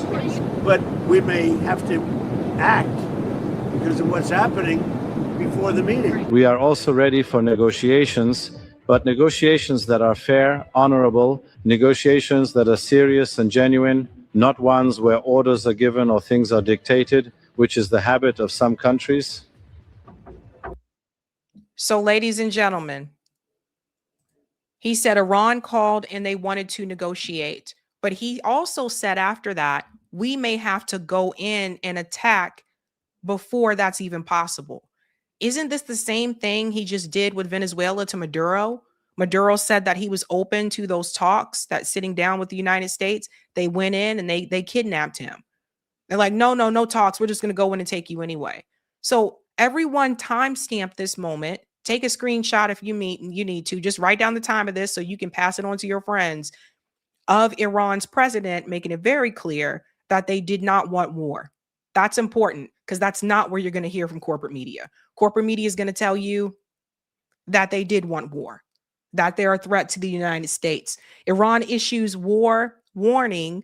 Trump weighs military strike. Here's another one here.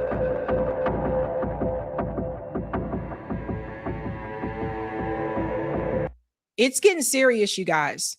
Like, they say that they're fully prepared. That means they have everything that they need to go. Now, the proper thing to do, as I said before, is just to leave them alone. I don't feel like this is, our issue. But Donald Trump made the statement already. Forget the negotiations, that he wants to go in anyway. They really want to amp this up. Let's go ahead and bring in Max Blumenthal. He is here now. Max, give me a thumbs up if you're ready. And we'll bring Max in for this one. Okay. All right, ladies and gentlemen, Max Blumenthal from the Gray Zone is back. What's going on, Max? Hey, great to see you. How's it going? It's going great. Thank you for making the time. I know you're incredibly busy. We have to talk about what's happening with Iran. People are starting to get scared. And I think it's, Donald Trump is making this statement and he's saying that, yeah, Iran called and they said they want to negotiate, but he said we may have to go in there before that. So it's very clear they just want to go in and attack Iran.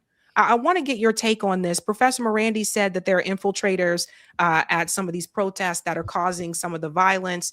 And I know I saw other videos that's not being shared on corporate media about some people that are protesting for the regime that is currently there. I want to get your take on this. Yeah, we're witnessing a total cover-up in our media, all across Western media. It's almost impossible to understand what's actually happening in Iran.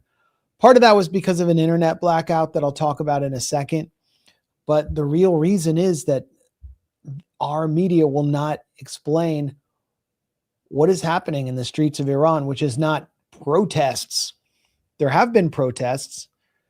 Right now, what Iran is facing is primarily violent riots and ISIS-style attacks in which hundreds of police and security forces and civilians have been killed.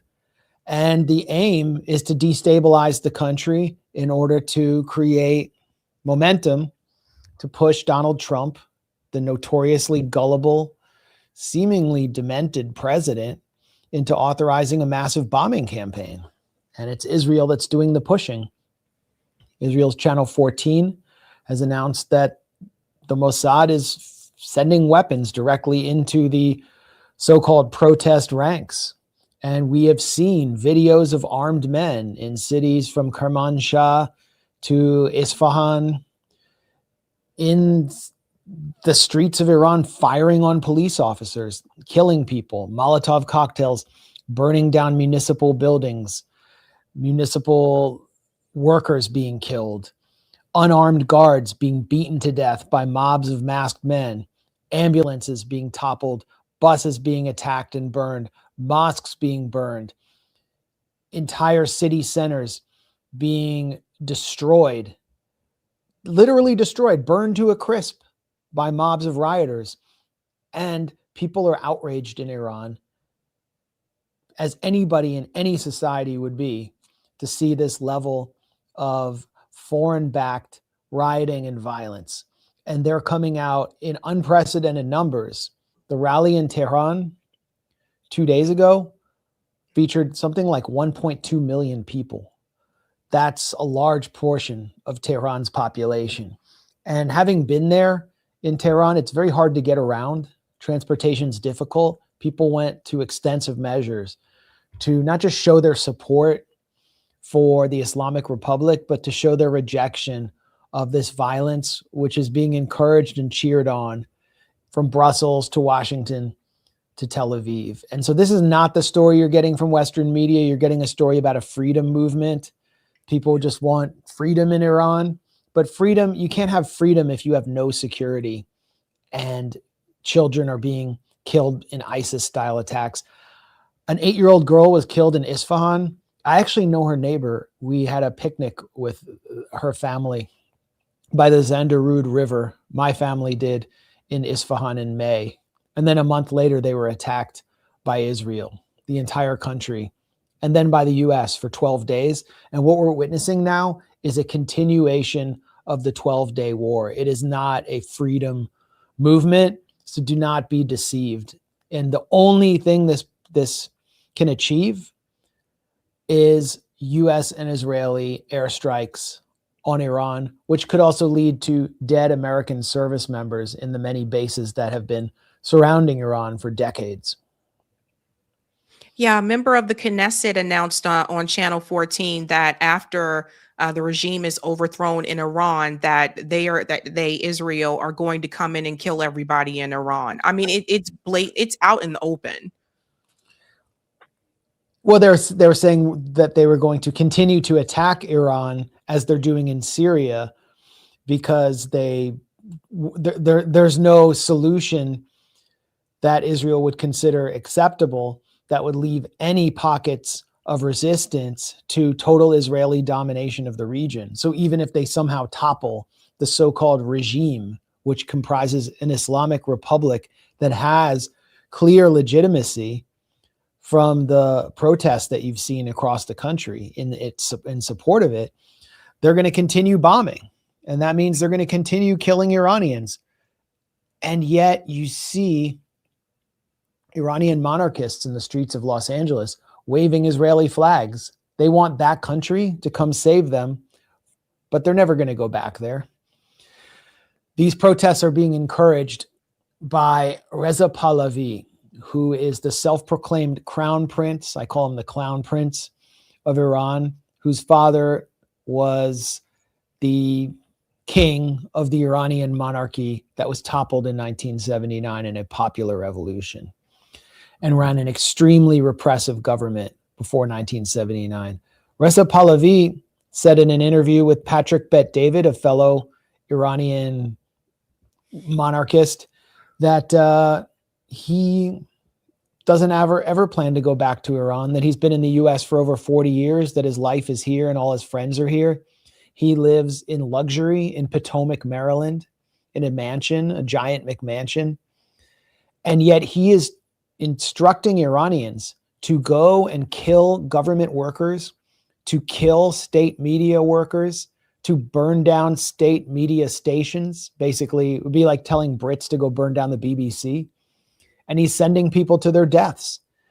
And he was asked by Norah O'Donnell on CBS about whether he's being irresponsible by sending people out to riot across Iran from the comfort of his home.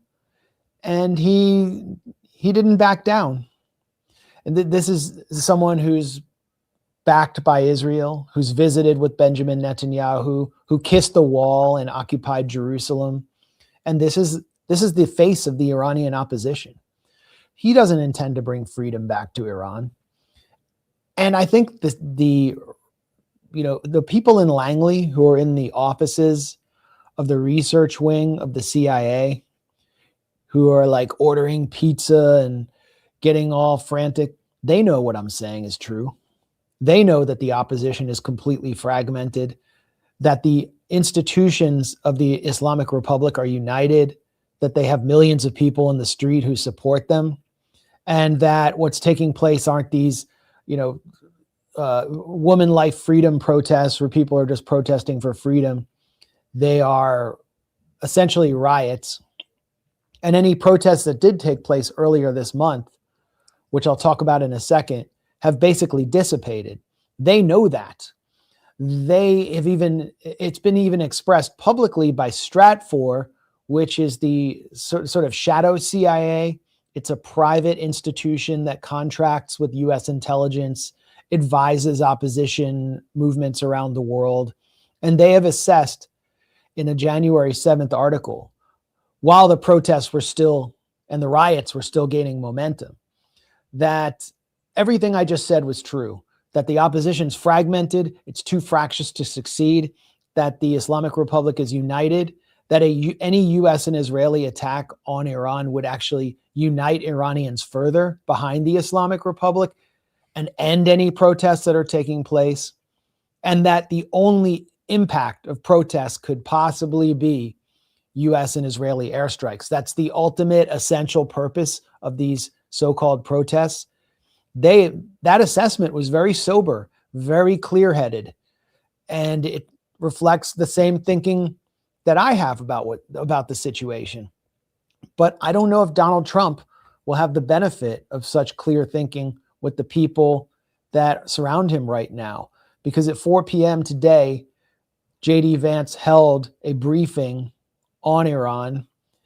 And while Vance has been more open to independent and critical views on Iran than some of his colleagues in the administration, Donald Trump has generally been isolated by the CIA director, John Ratcliffe, who, as a senior Trump official told me, is basically functioning like the Mossad stenographer, feeding Trump phony assessments about, the threat of Iran. And Susie Wiles, Donald Trump's chief of staff, a lot of people don't know this. She decides who's in all these meetings, and she controls the flow of paper that Trump sees. And Trump, he's not exactly a big reader. She worked for Benjamin Netanyahu. She literally worked on Benjamin Netanyahu's 2020 campaign for prime minister. So I don't know if Donald Trump will understand the reality on the ground. And that's why you see so much disinformation on Elon Musk's Twitter. Yes. It's just crazy. And he juices up all these fake tweets. And right now, there are all these fake tweets right now tweeting out protest footage from Tehran from 5 nights ago when protests were at their peak. And there were like 2,000 or 3,000 people in the streets of Tehran chanting against, the Islamic Republic. And they're saying this is tonight because they don't have anything left. And it's CBS that is reporting, according to sources, that 20,000 are dead, which is it's 20,000 now. It was 10,000 a couple hours ago. Yeah, it keeps going up. The real count is probably at least 10 times less that, and it's not exactly all on one side. But what is CBS? CBS is ZBS. It's basically owned by the Israelis through Larry Ellison, the Oracle billionaire CEO of Oracle, who is the largest donor to Friends of the IDF. And he installed Barry Weiss, lifelong Israeli first activist, for this precise reason, to put forward the Kuwaiti incubator WMD lie to trigger a U.S. attack on Iran. And now Trump is saying he may attack Iran to punish them for gunning down protesters without, any context here, which is not an America first thing to do. You're going to go in and bomb a country because of something that happened internally there. That's not how America first was marketed to the MAGA base. And it's not Venezuela. Iran has loads and loads of short-range ballistic missiles, which can easily reach an array of U.S. military bases that surround it and could kill U.S. service members and certainly destroy the bases and overwhelm their anti-aircraft, their anti-missile systems. And it will all be because Trump decided to punish Iran for cracking down on protests. And really, the real reason is because Donald Trump is controlled by the Zionist movement. That's why. So Donald Trump is playing with fire here. Yeah, it's really dangerous. And to show people this, what Max is talking about, to piggyback off of this was published in the Jerusalem Post. Mossad spurs Iran protests as agents with demonstrators in Farsi message. So they're openly admitting that they have agents there among like the protesters. And I think what's frustrating for me, Max, is that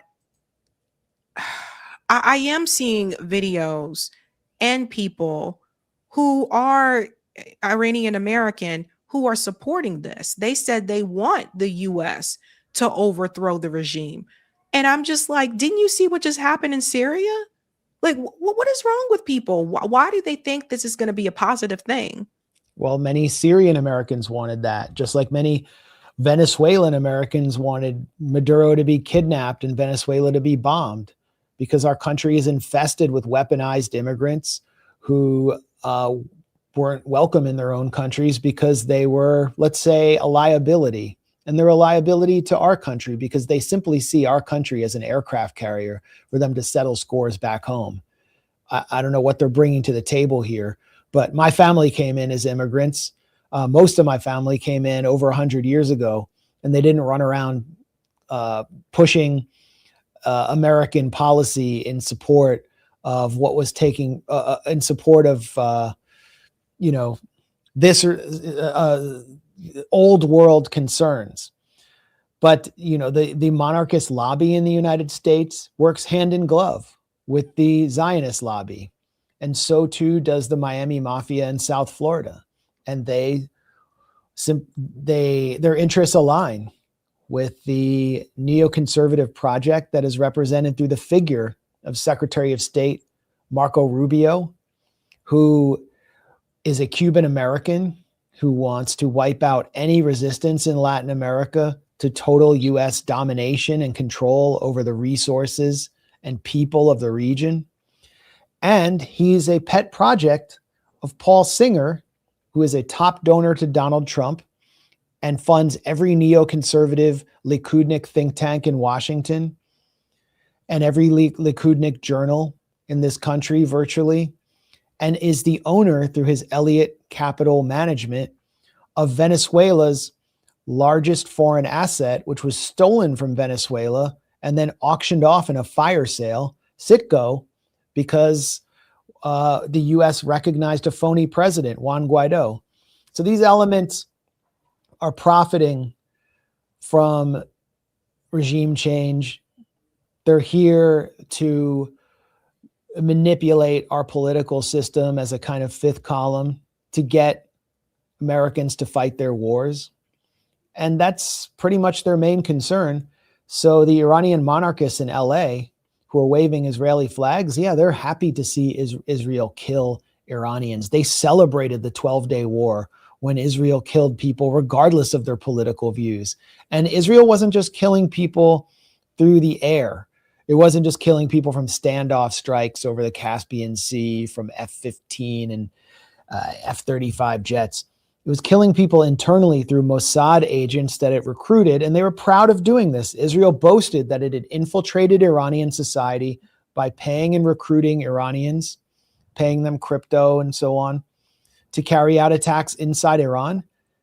And speaking to Iranians that I knew, their biggest fear was of those internal cells, essentially Israeli recruited death squads inside their own country.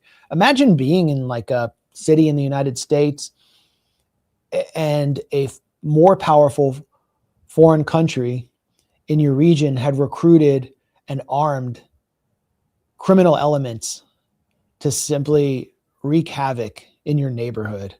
What kind of response would you demand from your government? What kind of response would you demand from the police? I think it would go beyond any partisan issue or any partisan concern with the police, and people would demand security.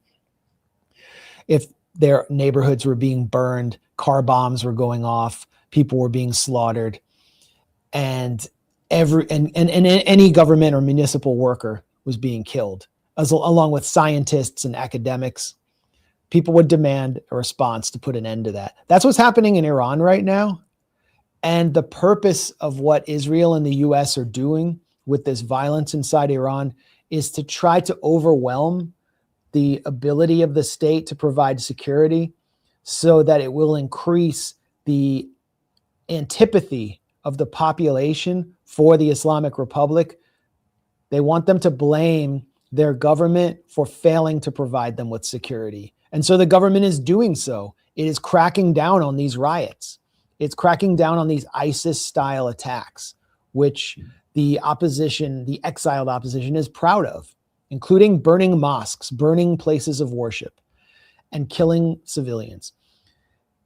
And now you have the EU and Trump and the human rights industrial complex, Amnesty International, pointing the finger at Tehran, saying, you're gunning down peaceful protesters. How dare you do this?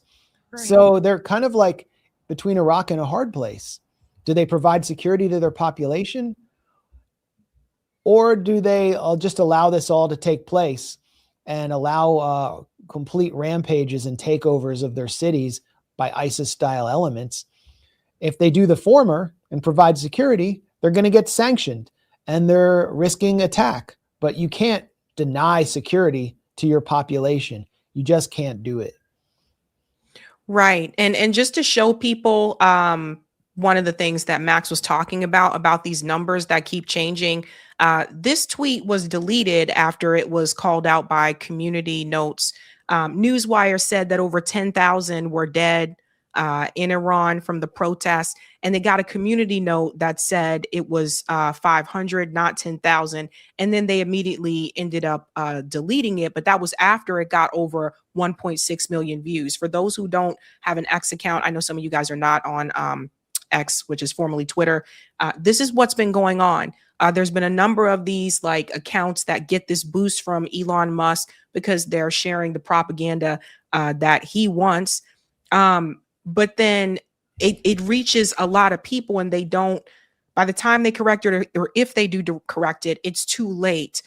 Professor Morandi, same thing here. He had shared, he said the footage behind this dishonest warmonger is from massive pro-Islamic Republic demonstrations. This was on the BBC News. And Max, I think you retweeted this as well. I think this guy is a comedian. Yeah, he's a pro-regime change, pro-war, exiled comedian in the UK. But behind him, you see like they're rolling footage of the pro-government, pro-Islamic Republic protests that were unprecedented in history. Because you can see it right there. And they're tricking the viewer of BBC, which is a traditional information weapon against Iran, into believing that those protests were people coming out to protest against the government in favor of regime change. They're duping the viewer. That's so dishonest. And if you actually look at the protests in support of regime change, they are much smaller. And most of what you see, which the Western media will not show, is riots. Masked men beating to death unarmed security guards and filming it themselves. So they can't show that. They can't have that. So the BBC, which BBC World Service works hand in glove with the MI6, they're just deceiving the viewers right there into supporting. They're manufacturing consent for a regime change war right before our eyes. And exactly. We're not stupid. We are not stupid. Yeah, corporate media, you guys, corporate media, they're not showing the other side of the protest. They're not showing the people that are protesting against U.S. Intervention. They're only showing you, and then of course with this one, it was a totally different crowd, and they're telling you it's something else. But they're only showing you the other protest, right? I don't know if you saw this earlier, Max, but another video that I saw, it showed that Iran was meeting with ambassadors from the UK and from France, and they were showing them the videos of the masked men. We can't show it on here, but the masked men that were killing people. Yeah. To show them who was really doing this. Yeah. And you just go down, just take a look at my Twitter account from the last few days on all my suppressed tweets. You'll see a lot of that footage. I'm trying to show people what Iranians have been living through that the Western media refuses to show. We're talking about like the burning of historic libraries, the burning down of like giant government buildings, people having Molotov cocktails thrown in their homes, gunmen with automatic weapons just opening fire in the middle of streets, ambulances being attacked, buses being burned, dozens and dozens of banks across Tehran being burned. And they know exactly what they're doing. and hundreds of cops being killed. Can you imagine if hundreds of cops in the United States were killed, what Trump or any US president would do? Like what kind of response there would be? Just imagine if one ICE officer was shot in the face, what would happen? But we're talking about hundreds of cops and the police in Iran. You can't equate them with militarized American cops because they're a bulwark against imperialism. But they're being killed just rampantly. So I'm trying to show that. You can see it there. Iran's foreign ministry presented this to ambassadors from the Western countries that are supporting and cheering on and actively engaged in fueling this violence. And of course, they've done nothing except sanction Iran further. They don't care. They don't care. What this reminds me of is so many of the other kind of color revolutions and regime change operations I've covered at the Gray Zone. For example, what happened in Nicaragua in 2018. Nicaragua has an independent, socialist-oriented government run by the Sandinistas, which is very popular and has kept violence at a very low ebb in that society. And they faced violent infiltration from gangs, Mara Saltrucha, and egged on by the CIA-backed opposition. They shut down the country, established roadblocks throughout the country that they called tranques, abused citizens, surrounded police stations and started killing cops, bombed police stations with homemade bombs, terrorized the country. And all you heard in US media, including in left-wing US media and like social democrat circles, was that Nicaragua was just waging some horrific crackdown, shooting protesters for fun who were just in the street holding protest signs and being beautiful people. And I actually went there and met with the Sandinistas. I went to their homes that had been burned down. I saw the hospitals that were attacked. I saw I met with people who had been beaten into comas. I met with the wives of police officers who had been dragged to death by trucks. I met with Sandinistas who had been kidnapped and had burning plastic bags poured on their faces. I went to universities that had been taken over, free universities for poor students from across the country and working class students that had been taken over basically by rich kids who supported the opposition, which were totally trashed. And I was one of the first journalists in there. And then I reported this and I showed photos. Go back to my Twitter account at the time or see any of our videos at the Gray Zone. And like nobody cared. It didn't change the view at all. It was just Nicaragua did this, and U.S. Congress voted unanimously to sanction Nicaragua after this took place, after they stopped that campaign of terror against their population. AOC voted for the sanctions. It was one of her first votes. So, and AOC and Bernie Sanders are calling for regime change in Iran right now. There's almost no difference between what they're doing and what Trump is doing. It's wild and crazy. One more thing for you, Max. You were the one that wrote the article after Charlie Kirk was assassinated and kind of like broke the news to all of us that he was starting to shift on this position. And we also know when it comes to Israel that he was obviously starting to question, and that also he went to Donald Trump and told him, do not go to war with Iran. Do you find it rather convenient that we are back here again and this is now escalated now that he's dead? Well, I don't think his death is a factor here, except that he was the only one in that world that actually went into the White House and personally challenged Trump. And Trump, I think I was the first to report this. Trump didn't just shut him down. He was angry and told him basically to go to hell. I'm not saying, oh, Trump went and killed Charlie Kirk or something. But this is part of Charlie Kirk's evolution and part of the crisis that the GOP is facing. Trump has no popular legitimacy to carry out this war. And what Charlie Kirk did in his final months illustrates that perfectly, because Charlie Kirk was responding to his own base, because he actually had to go out there and face the kind of MAGA grassroots and all of his public talks. Trump doesn't.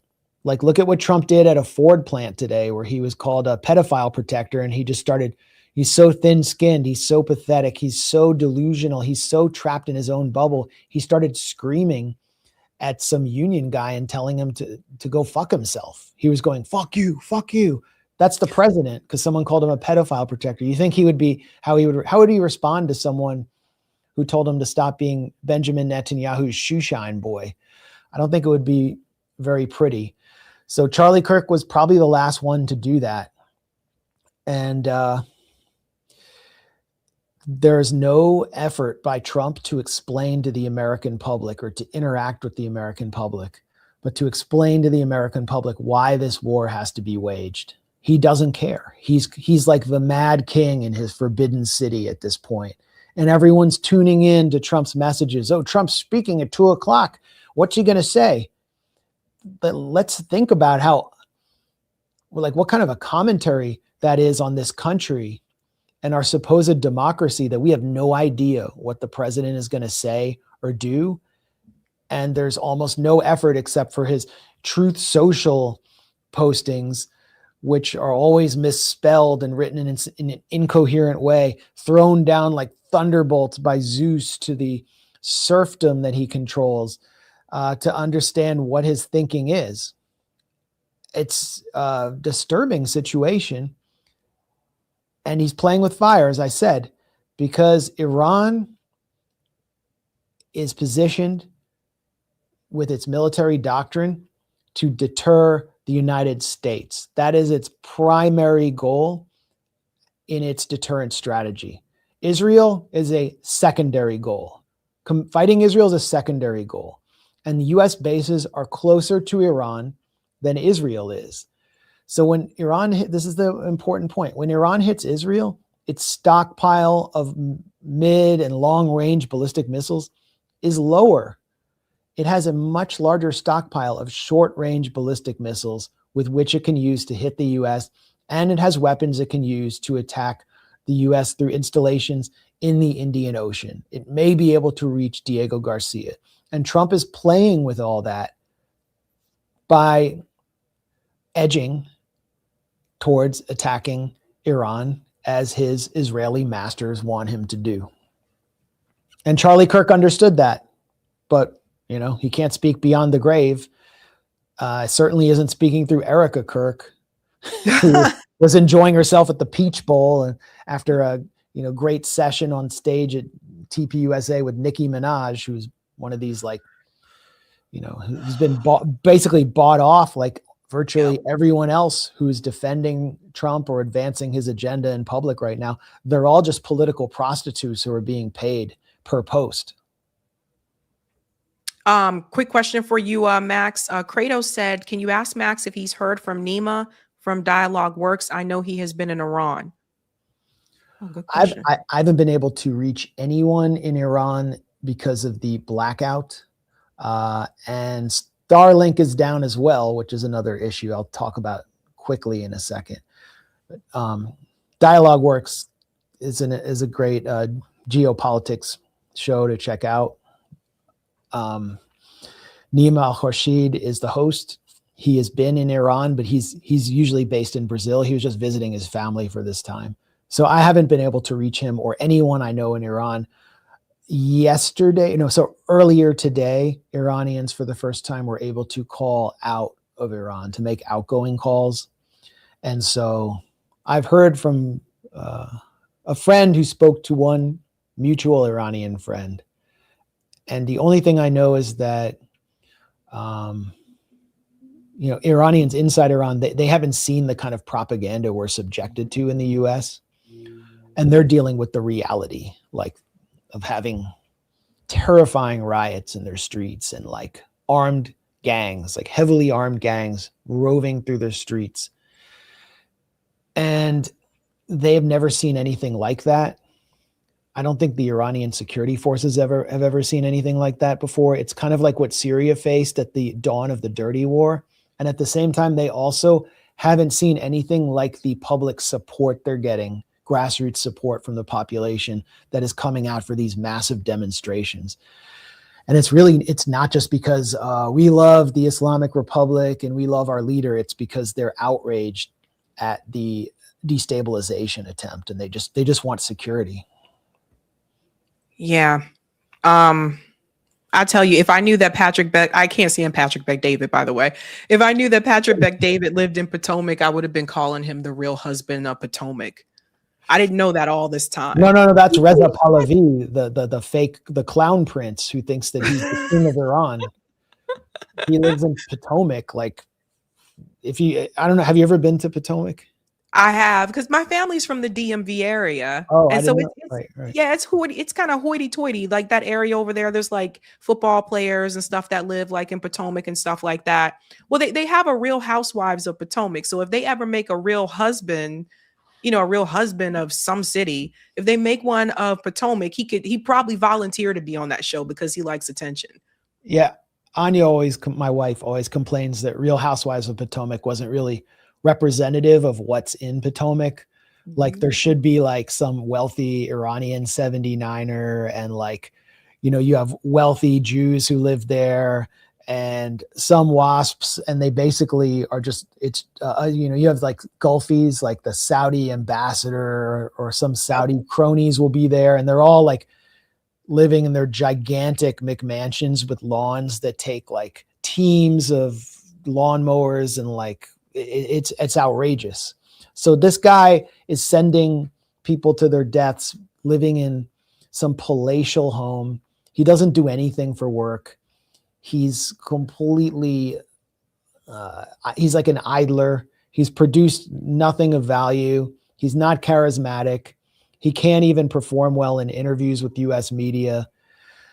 And his base of support is completely crazy. There's this video of them attacking a rival Iranian opposition group's van or U-Haul truck that drove near one of their rallies from the People's MEK, which is another completely psychotic opposition group that's been backed by Saudi Arabia and Israel. It's a cult run by a woman named Mariam Rajavi that's based in Paris, who lives in luxury in Paris. And this U-Haul came through with the MEK sign into a monarchist rally in LA where they're waving Israeli flags and monarchist flags. And they just started smashing the windows and beating the guy and he escaped with his life and drove away. You can easily find that video on X or any social media site. But do you think these people are going to bring freedom to Iran? A monarchist, by the way, was just on Piers Morgan, and she was debating Mohammed Morandi, who you've had on, and we've had him on at the Gray Zone. I consider him a friend. And she called for him to be cut into little pieces like ISIS style on Piers Morgan. And then she boasted about it on her Twitter account. Like that's something that she's proud of. That's who they are. I mean, these are just real psychopaths, and they're a complete liability to America. That's wild. It's wild. Well, Max, anything coming up new for the Gray Zone? I mean, it's been a crazy year so far. So we're just trying to keep our finger on the pulse. Beitar USA, the fanatical Zionist group based in New York, which has been like threatening, handing out beepers to Palestine solidarity activists and trying to get people deported who had green cards, who were supporting Palestine on college campuses. They just disbanded following an investigation by the New York Attorney General, Letitia James. And we published the first and only insider documentary on that group. Actually, a filmmaker who I knew became a member of Beitar and took a camera inside their organization, got their leadership on camera, and we exposed them for what they were. So it's good to see that pay off and to see some good news. in the face of all of this warmongering. So yeah, I mean, we're continuing to do investigative journalism and to tell you what you're not supposed to know, and that's just what we're going to keep doing. All and right. I guess we might even do a live stream tomorrow. So look for that. Yay. All right. Kudos. Thank you so much, Max. I know you're incredibly busy, but thank you so much for taking the time to come on. Yeah, no, thanks for having me as always, and thanks for all the work you do. And thanks to Eric Thomas for all of his work supporting us at the Gray Zone and moderating our chats and producing one of the best live streams on the internet, Sabby Sabs. Thanks, Max. Peace. Bye. All right, ladies and gentlemen, that was Max Blumenthal. Again, the theme tonight is freedom is not free. We have one more story for you before we do the call-in portion of the show. And that is this update about TPUSA. You'll notice on the thumbnail there is Charlie Kirk and there's Brandon Tatum. So let's go ahead and get into that. Shout out to, again, the source who sent me this information. I did not know about this. And we really need to talk about it. We have been questioning the money, the finances with TPUSA, and there was something that I really overlooked, and I need to bring it to your attention. Again, we say freedom is not free, right? And you need to remember that when people donate money to your company, to your organization as well. You see, if we go back to this article here, it was in 2023. It said how Donald Trump's MAGA movement elevated Valley resident Charlie Kirk, right? So one of the things that they point out here is just how much money like people were making TPUSA, and people are like, where's all this money coming from, right? So it said Charlie Kirk had a $4.75 million Spanish-style estate tucked away in a gated Arizona country club that charges nearly $500,000 for the golf membership. People are asking, like, how did he go from making like $20-something thousand a year to that? But it goes much deeper than that. If we look at the money with the organization, I just want to jump forward here. How is Turning Point branching out? Now, as its leaders age out of the youth movement, they are attempting to leverage TPUSA's connections and fundraising might to branch out. Ahead of the 2024 election, they are pitching a $108 million Get Out the Vote campaign that would expand beyond Arizona to the battlegrounds of Georgia and Wisconsin. And I want you to hear what Erickson said here. Any donor who thinks any organization needs $108 million for a 3-state grassroots Get Out the Vote campaign is being taken advantage of. It sounds like a grift. That came from Erickson, who is a nationally syndicated conservative talks radio host, right? Why is this important? Remember in the 2024 election, one of the things that Turning Point USA did is they really did get the youth vote out for Donald Trump. That was something where Donald Trump had that increase. So Turning Point USA, they go to all these different college campuses, they talk to young people, and they get them to come out and do the vote. But then there's something else. Have you ever heard of this company before? This company called Yrify? Weird name, I know, right? Yrify. I hadn't until my source sent me this. You see, this company is connected to Turning Point USA, and I'm going to tell you where this money comes in. This is important. They basically specialize in delinquent and defaulted private loans, student loan refinancing for struggling borrowers. That's what this is, right? And look at this, as featured in Ramsey Show. That's the David Ramsey, you know, the finance dude, NPR, NBC News, Barron's. Why Yrify? Customize your payments, decrease your total cost, low fixed interest rate. Here's the dinger, ding, ding, ding, ding, ding.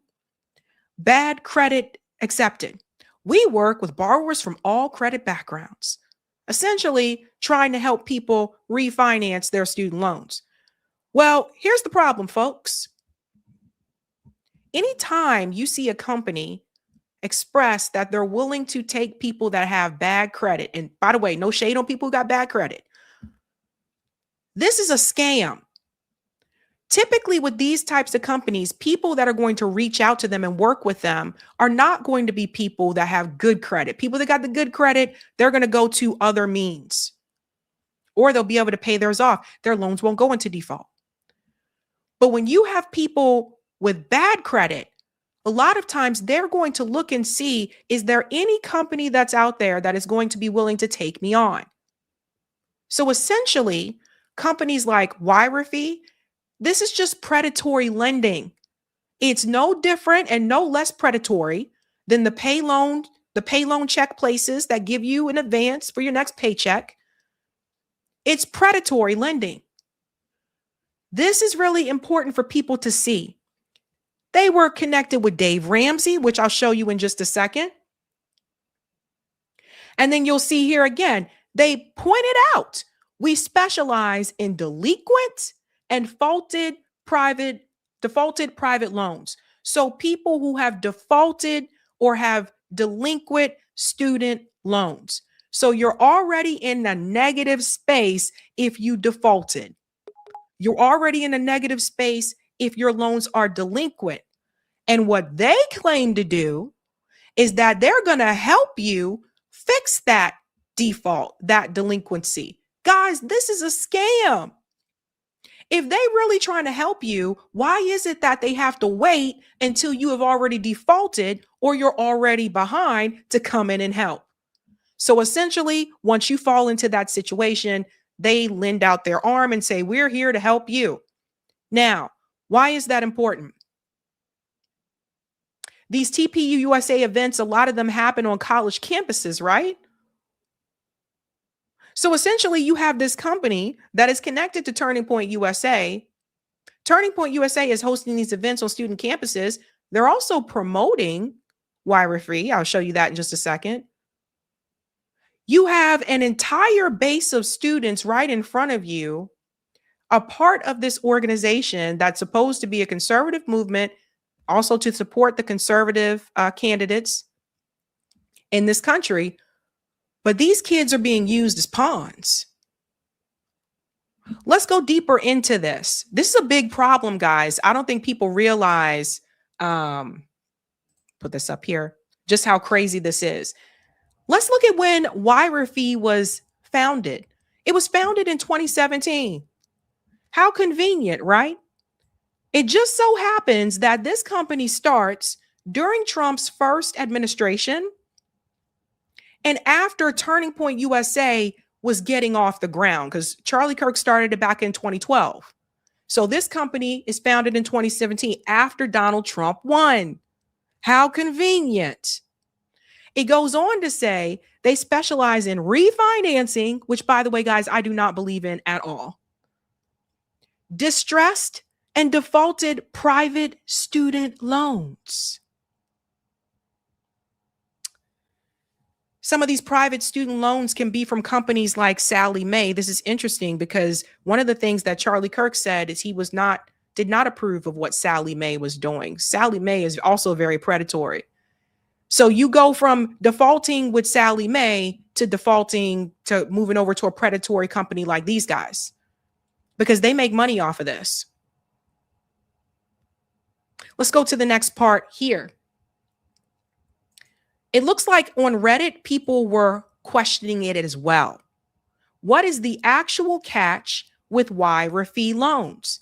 I've seen Yrefy mentioned a few times in the sub, but I haven't found many straight shot answers from people who have actually used them. Listen to some of the responses here. They make you default and then they negotiate a lower rate of payment to the original company, then turn around and charge you more than that. And that's how they make money. Does everybody get it now? That's how they make money. So you actually end up paying more. That's why I said these it's a scam. Exactly. They settle the loans for significantly less than what is owed and then issue you a new loan for what the whole balance was and call it refinance. And they are preying on these kids. Now let's look into this company a little bit more before we get to the Charlie Kirk and the Brandon Tatum part. Let's go into the organizational chart here. Again, shout out to my source who sent me this information. You guys need to see this. So if we look at the diagram here, company, people, and vendors for Yrefy ownership and offering map, you will see that the member that's listed is a guy named Donald Fenstermaker. He's also listed as a manager along with Lane Schoenberger. Those names are important. Don't forget them. We'll come back to them in just a second. You can see it here under member relationship, managers, Don Fenstermaker, Lane Schoenberger. Look at where it's located. Yrefy is located in, ding, ding, ding, ding, ding, Arizona. The same as TPUSA. How convenient. If you go on and see here, Yrefy SLP4 LLC, DE, Arizona, foreign, again, managers, Donald Fenstermaker and Lane Schoenberger. Eric, let's go to part 2 of Type VNC, please. Now I need to show you who these people are and how this is all connected. Let me pull this up here. Eric, can we go to the next part? Eric or Corey? Which one of you is? Okay, thank you. Let's show you this part. So let's look at Don first. Don Fenstermaker. This is his LinkedIn. He's the CEO of Yrefy LLC, right there, out in the open. Look, he's the CEO of the largest privately held student loan company, originating $7 billion in federal and private student loans. This guy is important. Hold on to him. The other one is Lane Schoenberger. He's a piece of work. I'll get to that in just a second. He's another one. If you look at his page here, he's the managing partner and CEO of Yrefy. So these two guys work together. And they also work together when it comes to Turning Point USA. Now, we're going to get to the Charlie Kirk commercial in just a second. Yrefy donates a lot of money to Turning Point USA. And I don't know if a lot of people know this. Not only do they donate money, but they were able to get Charlie Kirk and Brandon Tatum to do commercials for them. Let's go back and check it out. Now, we don't know if they knew at the time. At the time, we don't know if Charlie Kirk knew that this company was predatory. We don't know if Brandon Tatum knew it was predatory. All we know is that at some point, they decided to work along with Turning Point USA, and they've been donating money to Turning Point USA. So here's one of the commercials that Charlie Kirk did for Yrefy. Hi, folks. I'd like to tell you about Yrefy. Let's start with the facts. Yrefy. Yes, it's true. Yrefy investors earned fixed rates of return, with options ranging from 1 year at 6.5% to 5 years at 10.25%. And it's true. Your interest is compounded daily. You're paid monthly, and there is no early withdrawal penalty against your initial principal investment. When you invest with Yrefy, you have the freedom to turn your investment income on or off, compound it, whatever you choose, because your interest is fixed. Your monthly statement will contain no surprises. This is a collateralized portfolio. Would you like some more information? Just call 877-80-INVEST. That is 877-80-INVEST, or log on to investyrefy.com. That's investyrefy.com. Yrefy. Do well by doing good. So they had Charlie Kirk promoting this company. And we'll go to the next one. They also had Brandon Tatum promoting this company. Hi, folks. I'd like to tell you about Yrefy. Did you know that as an accredited investor, when you invest in Yrefy, your interest rate is fixed? And did you know that you can invest from 1 to 5 years and you can spread your investment over those terms to best suit your needs? And you have the freedom to take your monthly interest income or reinvest it, whatever you choose. When you invest in YRefi, your interest is calculated daily, you're paid monthly, and should you need your money back early, there is a liquidity feature. Would you like more information? All you have to do is call 877-80-INVEST. That's 877-80-INVEST, or log on to investyrrefi.com. That's investyrrefi.com for complete details. And make sure you review the private placement memorandum and scan this QR code to view the disclosure at your leisure. YRefi, investing in America's future. Again, so they got Brandon Tatum and Charlie Kirk to promote it. Why refi? So what you are also going to see along with this is kind of like a mini deep dive, is that what I said before about sponsors. People don't donate money to you or your organization because they think you're doing a great job. People donate money because there's something that they want for themselves. And that's what you're going to see with this company as well. I mean, if you look onto Turning Point USA's website, again, this is on their website. Watch, college students say they have $200,000 in debt. Right here, Turning Point USA. We're not going to read the whole article, but look, right here, right off the bat. I recently teamed up with YRefi to talk to college students about the tuition debt crisis in America. These kids were being pimped out to a scam. So you have all these different entities, as I said before, the military trying to find ways to utilize Turning Point USA. Wink, wink. You have churches trying to find ways to utilize Turning Point USA. And now you have these student loan scammers. This is basically a scam trying to utilize Turning Point USA. And they're preying on these young people. Not cool at all. Now, there's more. If you go back to that website, let me come back in here. Eric, can we go back to YRefi's website real quick? I want to show you a little clause that they had on there about the military.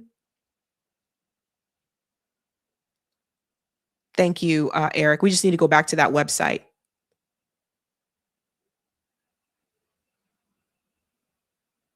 And then I'll come back to that.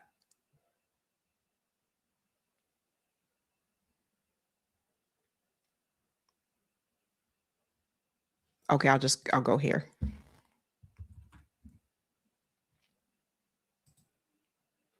If we go back to their website, there was something else that I noticed. Let me go down here where there were the FAQs. The FAQs. Check this out. Can I pause payments if I'm in the military? Yes, you can pause payments due to military deployment.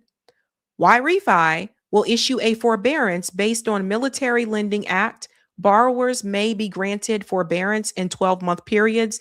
There is no time limit for this forbearance, but must be renewed annually. So there you go there too. If you join the military, they're willing to give you a forbearance. Interesting, huh? Now, if we go a little bit deeper, let's go back to those two guys, the two CEOs here of YRefi. Lane Schoenberger, here he is speaking at Turning Point USA event. Gage Skidmore took this picture. Lane Schoenberger speaking with attendees at Montana State University. This was the tour called This is the Turning Point Tour at Brick Breeden Fieldhouse in Bozeman, Montana. That's Lane Schoenberger. So again, they're not donating money for Turning Point USA for nothing. They got a whole bunch of students right in front of them, a whole client base. Now let's check out Dave Ramsey because he's one of the ones that supported this. For those who don't know, Dave Ramsey is this finance guy. He has like radio show, talk show, and he talks a lot about like how you can get out of debt, what's the best way to manage your money, that type of thing. Although some have pointed out in the past couple of years, his show has actually become more political, which is interesting. But here's Dave Ramsey, who was also supporting Y Refi, speaking at TPUSA Faith. Listen to this. Pat Lencioni called me and he said, Charlie Kirk's doing this thing in Nashville. He said, Dave, do you believe in free speech? And I said, yeah. And he said, oh, good, I want you to give one. So if y'all don't like our time together, you can just cut my pay in half, all right? So we don't need to hear his whole speech, but I wanted to show you the connection. All these people either supporting, endorsing Y Refi, their connection to Turning Point USA. I don't know how everybody feels about Dave. I've heard him say some things that I was just kind of like, I don't think that's a good idea, but it is what it is. Now let's get back to Dan. We have to go back to this guy, Dan Fenstermaker. Let me show you an appearance that he made fairly recently. Remember that event, that TPUSA event that happened at Ole Miss? Well, they talked about it. And I want you to see something that Dan did here. He go down to this part right about here. I think, am I at the right one? Let me make sure I'm on the right one.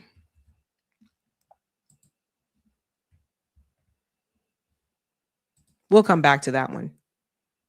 Here's the one I wanted to show you. Utah. Turning Point USA returned to Utah, and here's what happened. So this is after Charlie Kirk was assassinated, right? Now, Dan, let's go ahead and pull him up here. I don't know why it does this on Type VNC. It's so much easier to find this when I'm not on this. I can just easily just search through. I don't know why it's doing that now. But let's get to this part here.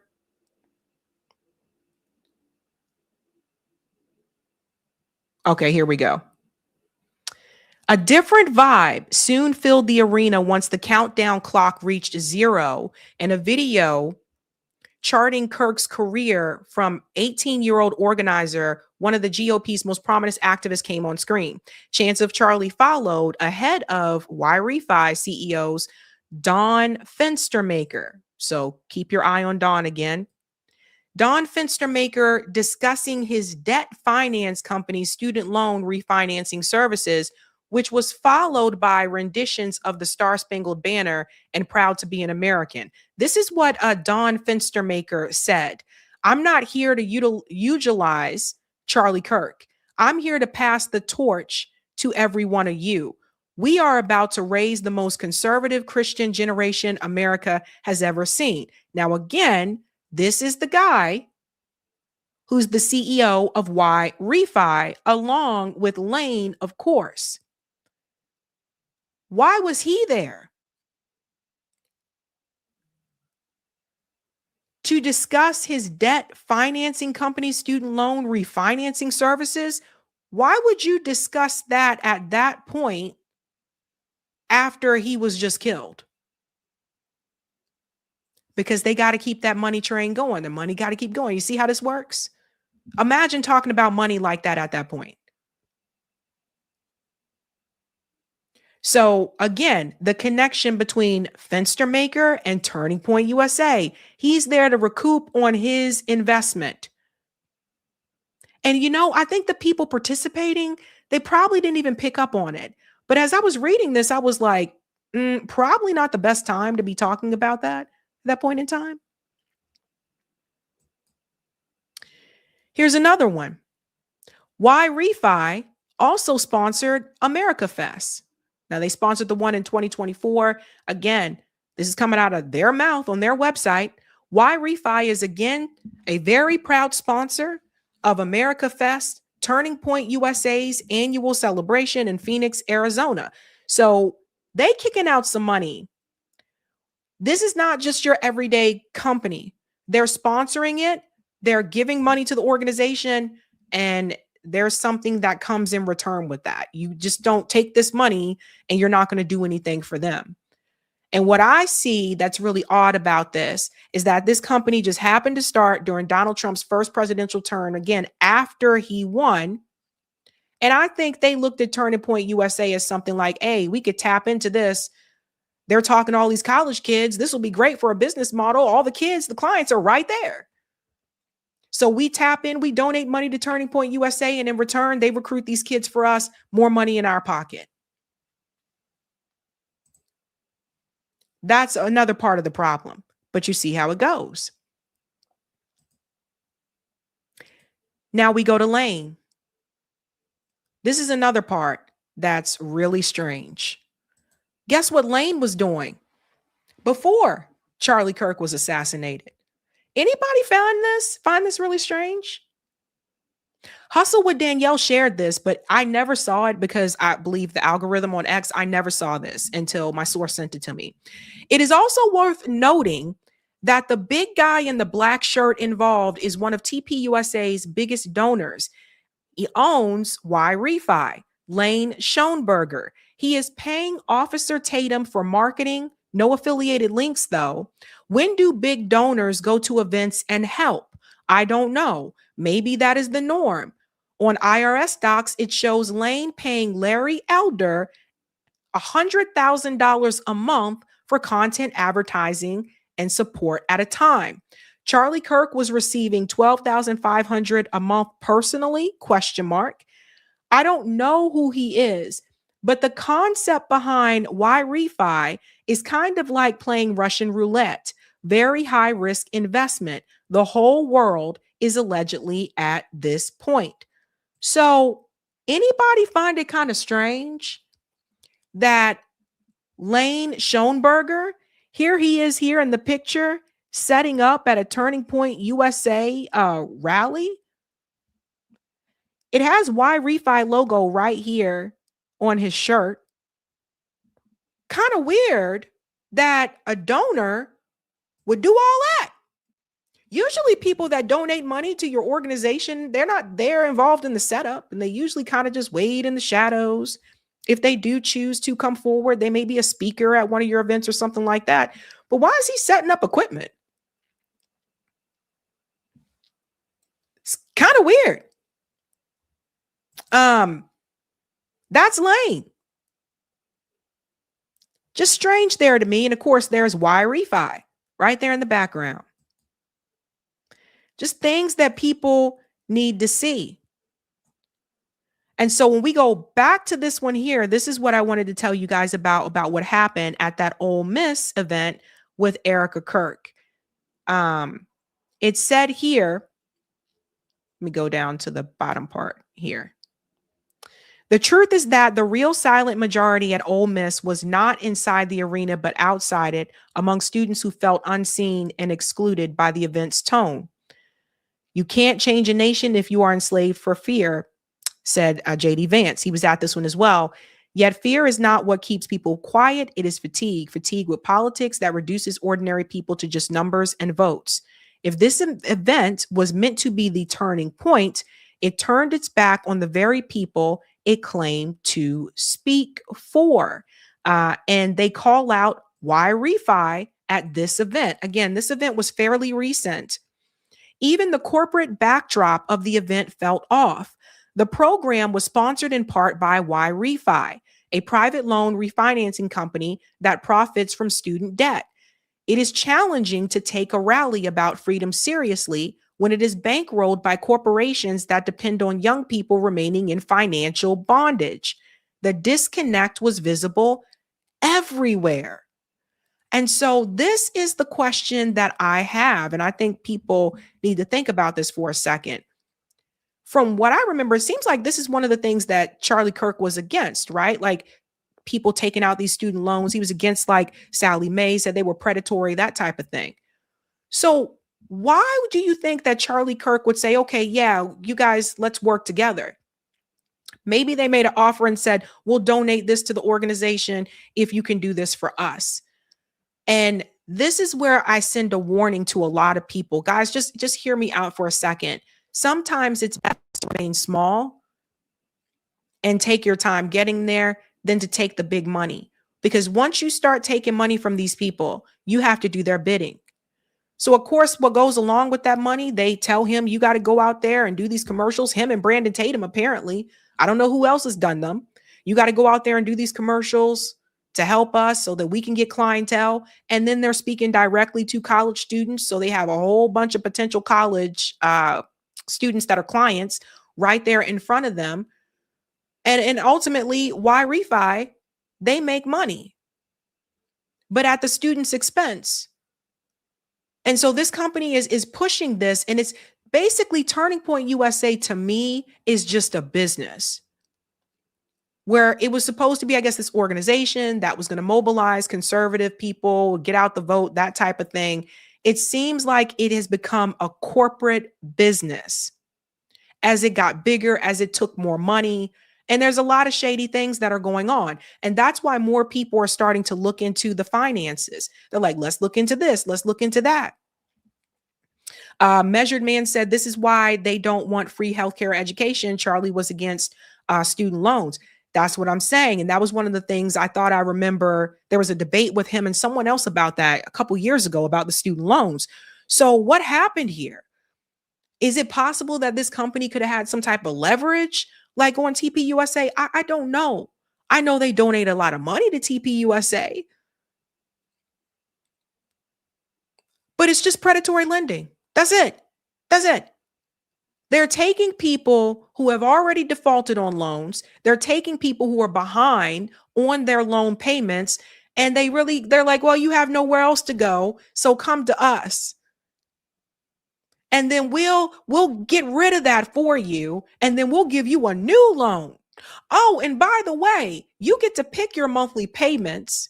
So if you don't have to have $200 a month, you want to pay $50 a month. Okay. But what happens with these companies, guys, is that in the long term, you end up paying more. That's the scam.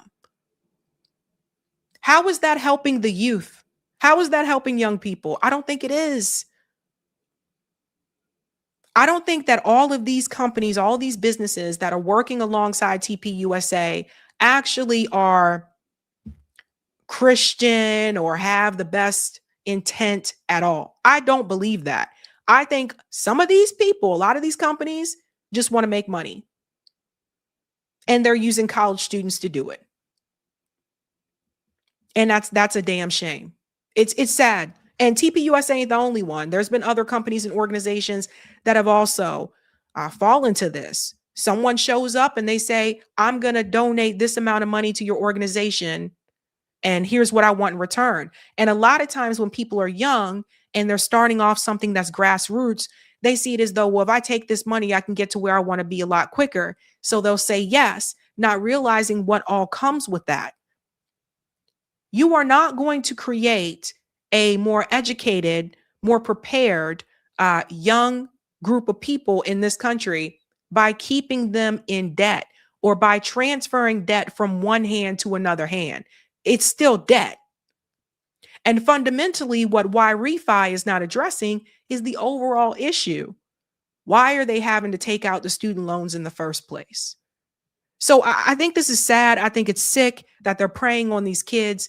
And what's really messed up about it is they're using TPUSA to do it.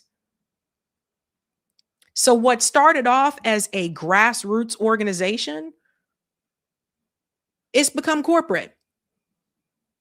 And unfortunately, that's what happens with other organizations. I've seen it happen. Things start off as grassroots, they take big money, and that's a wrap.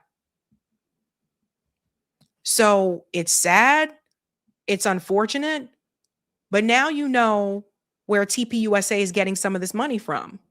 People asking questions like, how are they getting $100 million? Like, we knew about the billionaire-like investors, but how many people knew about YRefi? When you go to an event and you see this organization is a sponsor, 9 times out of 10, that means they paid for it. So all those bells and whistles that you saw at America Fest, all those pyrotechnics, all those types of things, Erica and the bling bling walking across the stage, those things cost money. And those of us that have worked with event planning before, I can tell you, those type of events that they put on the stage at America Fest is not cheap. You're talking about thousands and thousands and thousands of dollars to pull off what they did. And that money comes from somewhere. And it looks like that money, a lot of it has been coming from Y-Refi at the expense of college students. This company saw a chance. They saw, here's this guy talking to college kids, and he wants to build up a conservative movement. And I think they took advantage of that. I do. You had to have taken advantage of that when you decided to do this right after Donald Trump won. So everybody keep your eyes open. I told you we would continue to follow the money. Now I told you, you don't get $100 million out of nowhere. It's not like that. You got to do something in return. So if you know people that are part of Turning Point USA, the young people, please, please, please wake them up about this. Please do not let them, tell them, do not fall for this scam. Yeah, you'll pay lower monthly payments, but you'll be in debt longer. Ay. Nancy said it's a money laundering organization. That's what it feels like, Nancy. That's exactly what it feels like. Like, this is crazy. The way the money has been moving. That's why I said when you start looking at the money, then you get these answers that you've been looking for. The poll, let's see that. Thank you. All right. Thank you for the poll. What will happen to Luigi Mangione's case? 35% said they will find him guilty. 9% said they will find him not guilty. 20% said the case will be dismissed. And 36% said, I have no idea. That's an interesting mix there. But most people say that they will find him guilty. That's interesting. Okay, we are going to do call-in in a couple of minutes. Call-in is where we go off camera, but we take the conversation on the Zoom, and you can say things there that you can't say on YouTube. So we're going to do that in a couple of minutes. I'm going to take a quick break. What you're instructing them to do. Yeah. We're going to take a quick break. Y-Refi, yeah, that's the pronunciation. Y-Refi. I thought what was interesting was that they were they're scamming people on both ends, because they're getting the students on one end, but then they're also getting people with money to invest, and they're saying, oh, you can invest this money and pull it out anytime.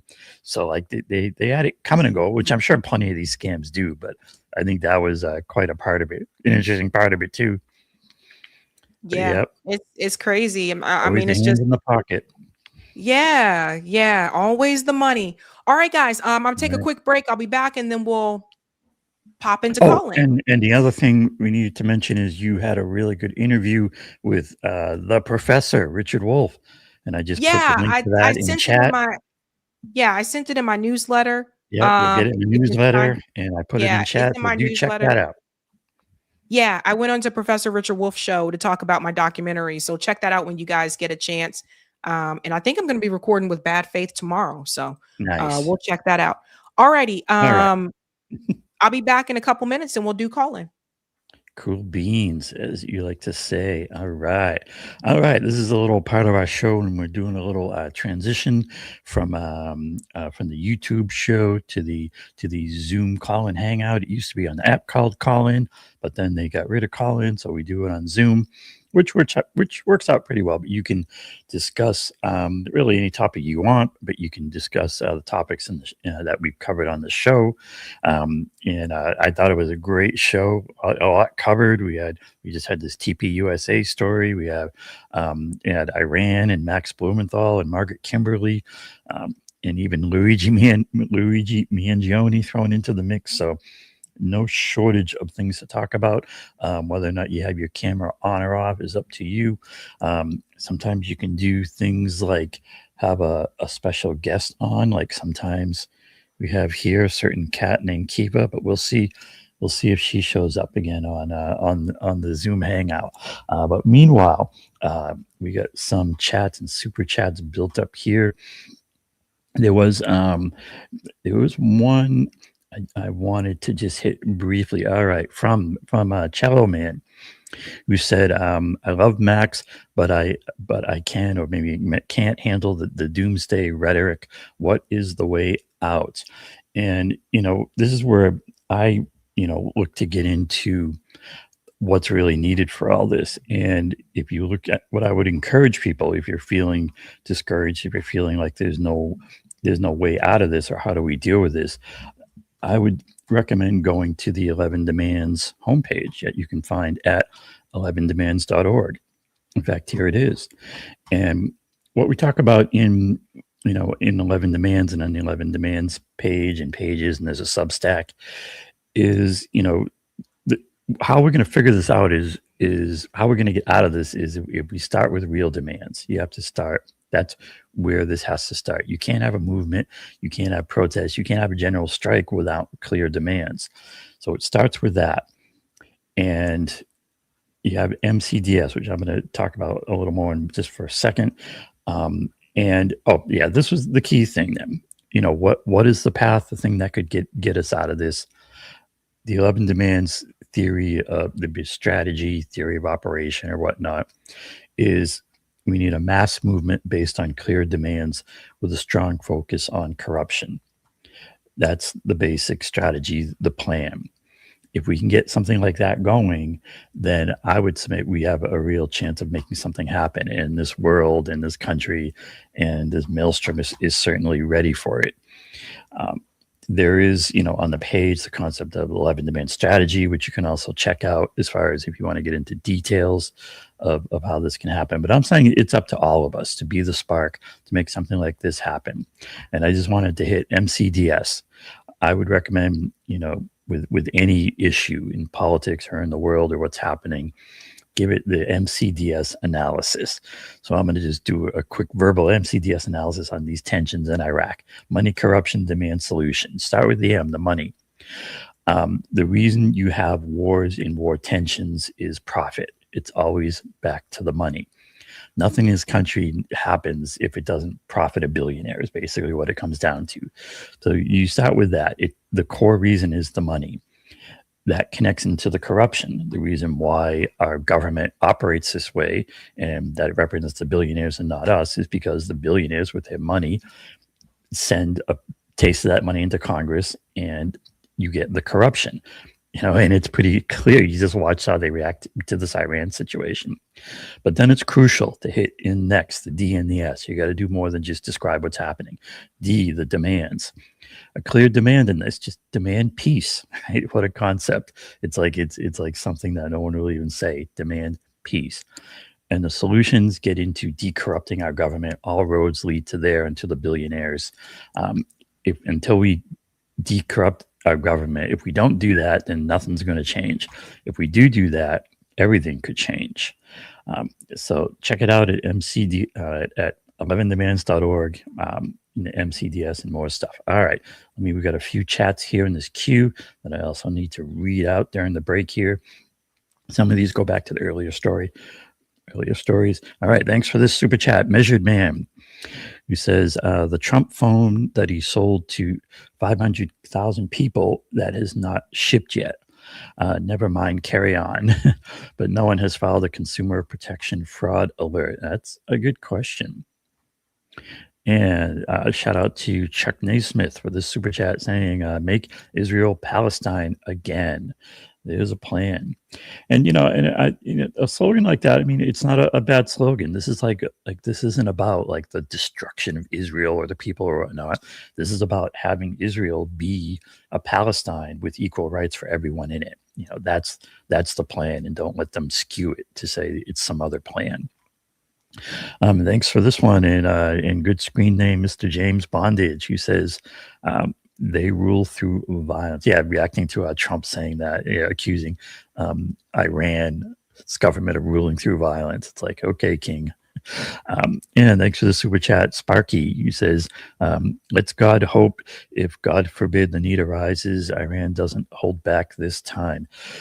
Well, it's a tricky one because, when things get hot, people get unalived, And thanks for this super chat from M. Berg.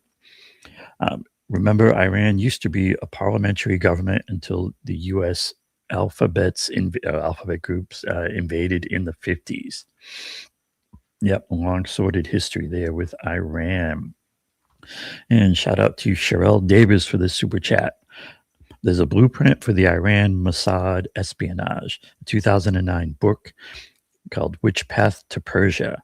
Options for a New American Strategy Towards Iran. Yeah, and and Max and in the Gray Zone, Max Blumenthal in the Gray Zone certainly talk about this. They they really dig into. You have this authorship, these think tanks that are built up and are just there to promote these kind of war and war tensions, right? Like old Smedley Butler said, war is the racket. He said war is a racket, but we can say war is the racket. And thanks very much for this super chat, Sherelle Davis, who says, "Hey Sabby, I'm sorry to ask, but could you please check out a religious organization called Open Door US? They have a quote unquote watch list for non-Western countries they target, alleging there's Christian prosecution." Maybe means persecution too, but there you go. Interesting. I can look into that. Yeah. All right. Do you want to read some from here? I can. Where are we? Okay, just trying to find it on my end. Yeah. I know where it is. It should be highlighted if you scroll down. Yeah. Thank you, JB. Corporate media is lying because they aren't even investigating who is destroying Iran. Clearly puppets of the state. We aren't that stupid. There you go. All right. Thank you, Marvin. See Mike Wallace 60 Minutes interview, original Shah, who runs US. Thank you, Sparky. I'm jealous, Max. You keep company with two of the most beautiful girls in the world, Sabby and Anya. Oh, that's sweet, Sparky. Thank you, Sasha. Sabby, can you please have on your show Daniel Davis, deep dive, retired lieutenant colonel, who explains why we should not go to war with Iran. I can look him up. Let me look him up, Daniel Davis, and see if I can get contact information for him. Thank you. Thank you, Daniel. Please cover us Army vet and Trump victim Sasha Riley interview with Elisa Noel Volden. It's on YouTube and Substack. Very disturbing, but I believe him. Ooh, interesting. So another one I need to look into. Thank you, Focus. They have weird last names at Y Refi. Are they British or something? I don't know. Thank you, Measured Man. Finster Maker is like Ronnie from Plays Club. Run me my money, hot ass mess, 360-degree predators. Yeah. Thank you, Sherelle. Hey, Sabby, there were some super chats from earlier. Oh, maybe they put this before we started reading these. Yeah. Yeah, I think we caught up. We caught up eventually. Okay. Sorry, I left you a few here. Sorry. Predatory capitalism with a taste of techno-feudalism. God bless America. Thank you, Salt and Pepper. Ain't nothing Christian about charging interest. I wasn't going to say it, but and shout out to D. Monique Worthley, who just became a Sabby member. Let's give them a big whoop, whoop. Yeah. All right, guys. Thank you so much for hanging with me tonight. We are going to dive into the call-in portion of the show. The link to join is pinned at the very top of the live chat. So I'm going to go ahead and open it while I'm on the stream. So let me just go ahead and open that here. Yeah. And you can also get to it now or later. If you go to sabbysabs2.com, we got things all set up there. And you can use the react button to raise your hand if you want to get in the speaking queue. Yeah. If you want to speak on the Zoom app, just go to the very bottom of the screen where it says raise your hand, and you can do that. And that's how I know that I need to call on you, because you have something to say. Otherwise, when you join, we just ask that you mute your mic if you're not speaking. That way, we don't get the background noise, all of that jazz. And I see people already have their hands raised. So we can go ahead and hop on over. Again, if you come into the show a little bit later, go to sabbysabs2.com. You can get to the call in that way. We do have a hard stop at midnight. It is now 10 p.m. now.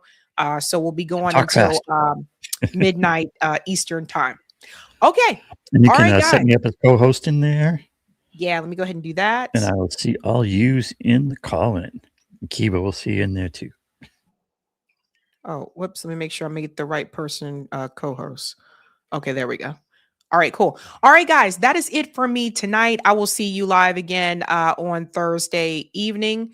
Other than that, have a good night and keep up the fight.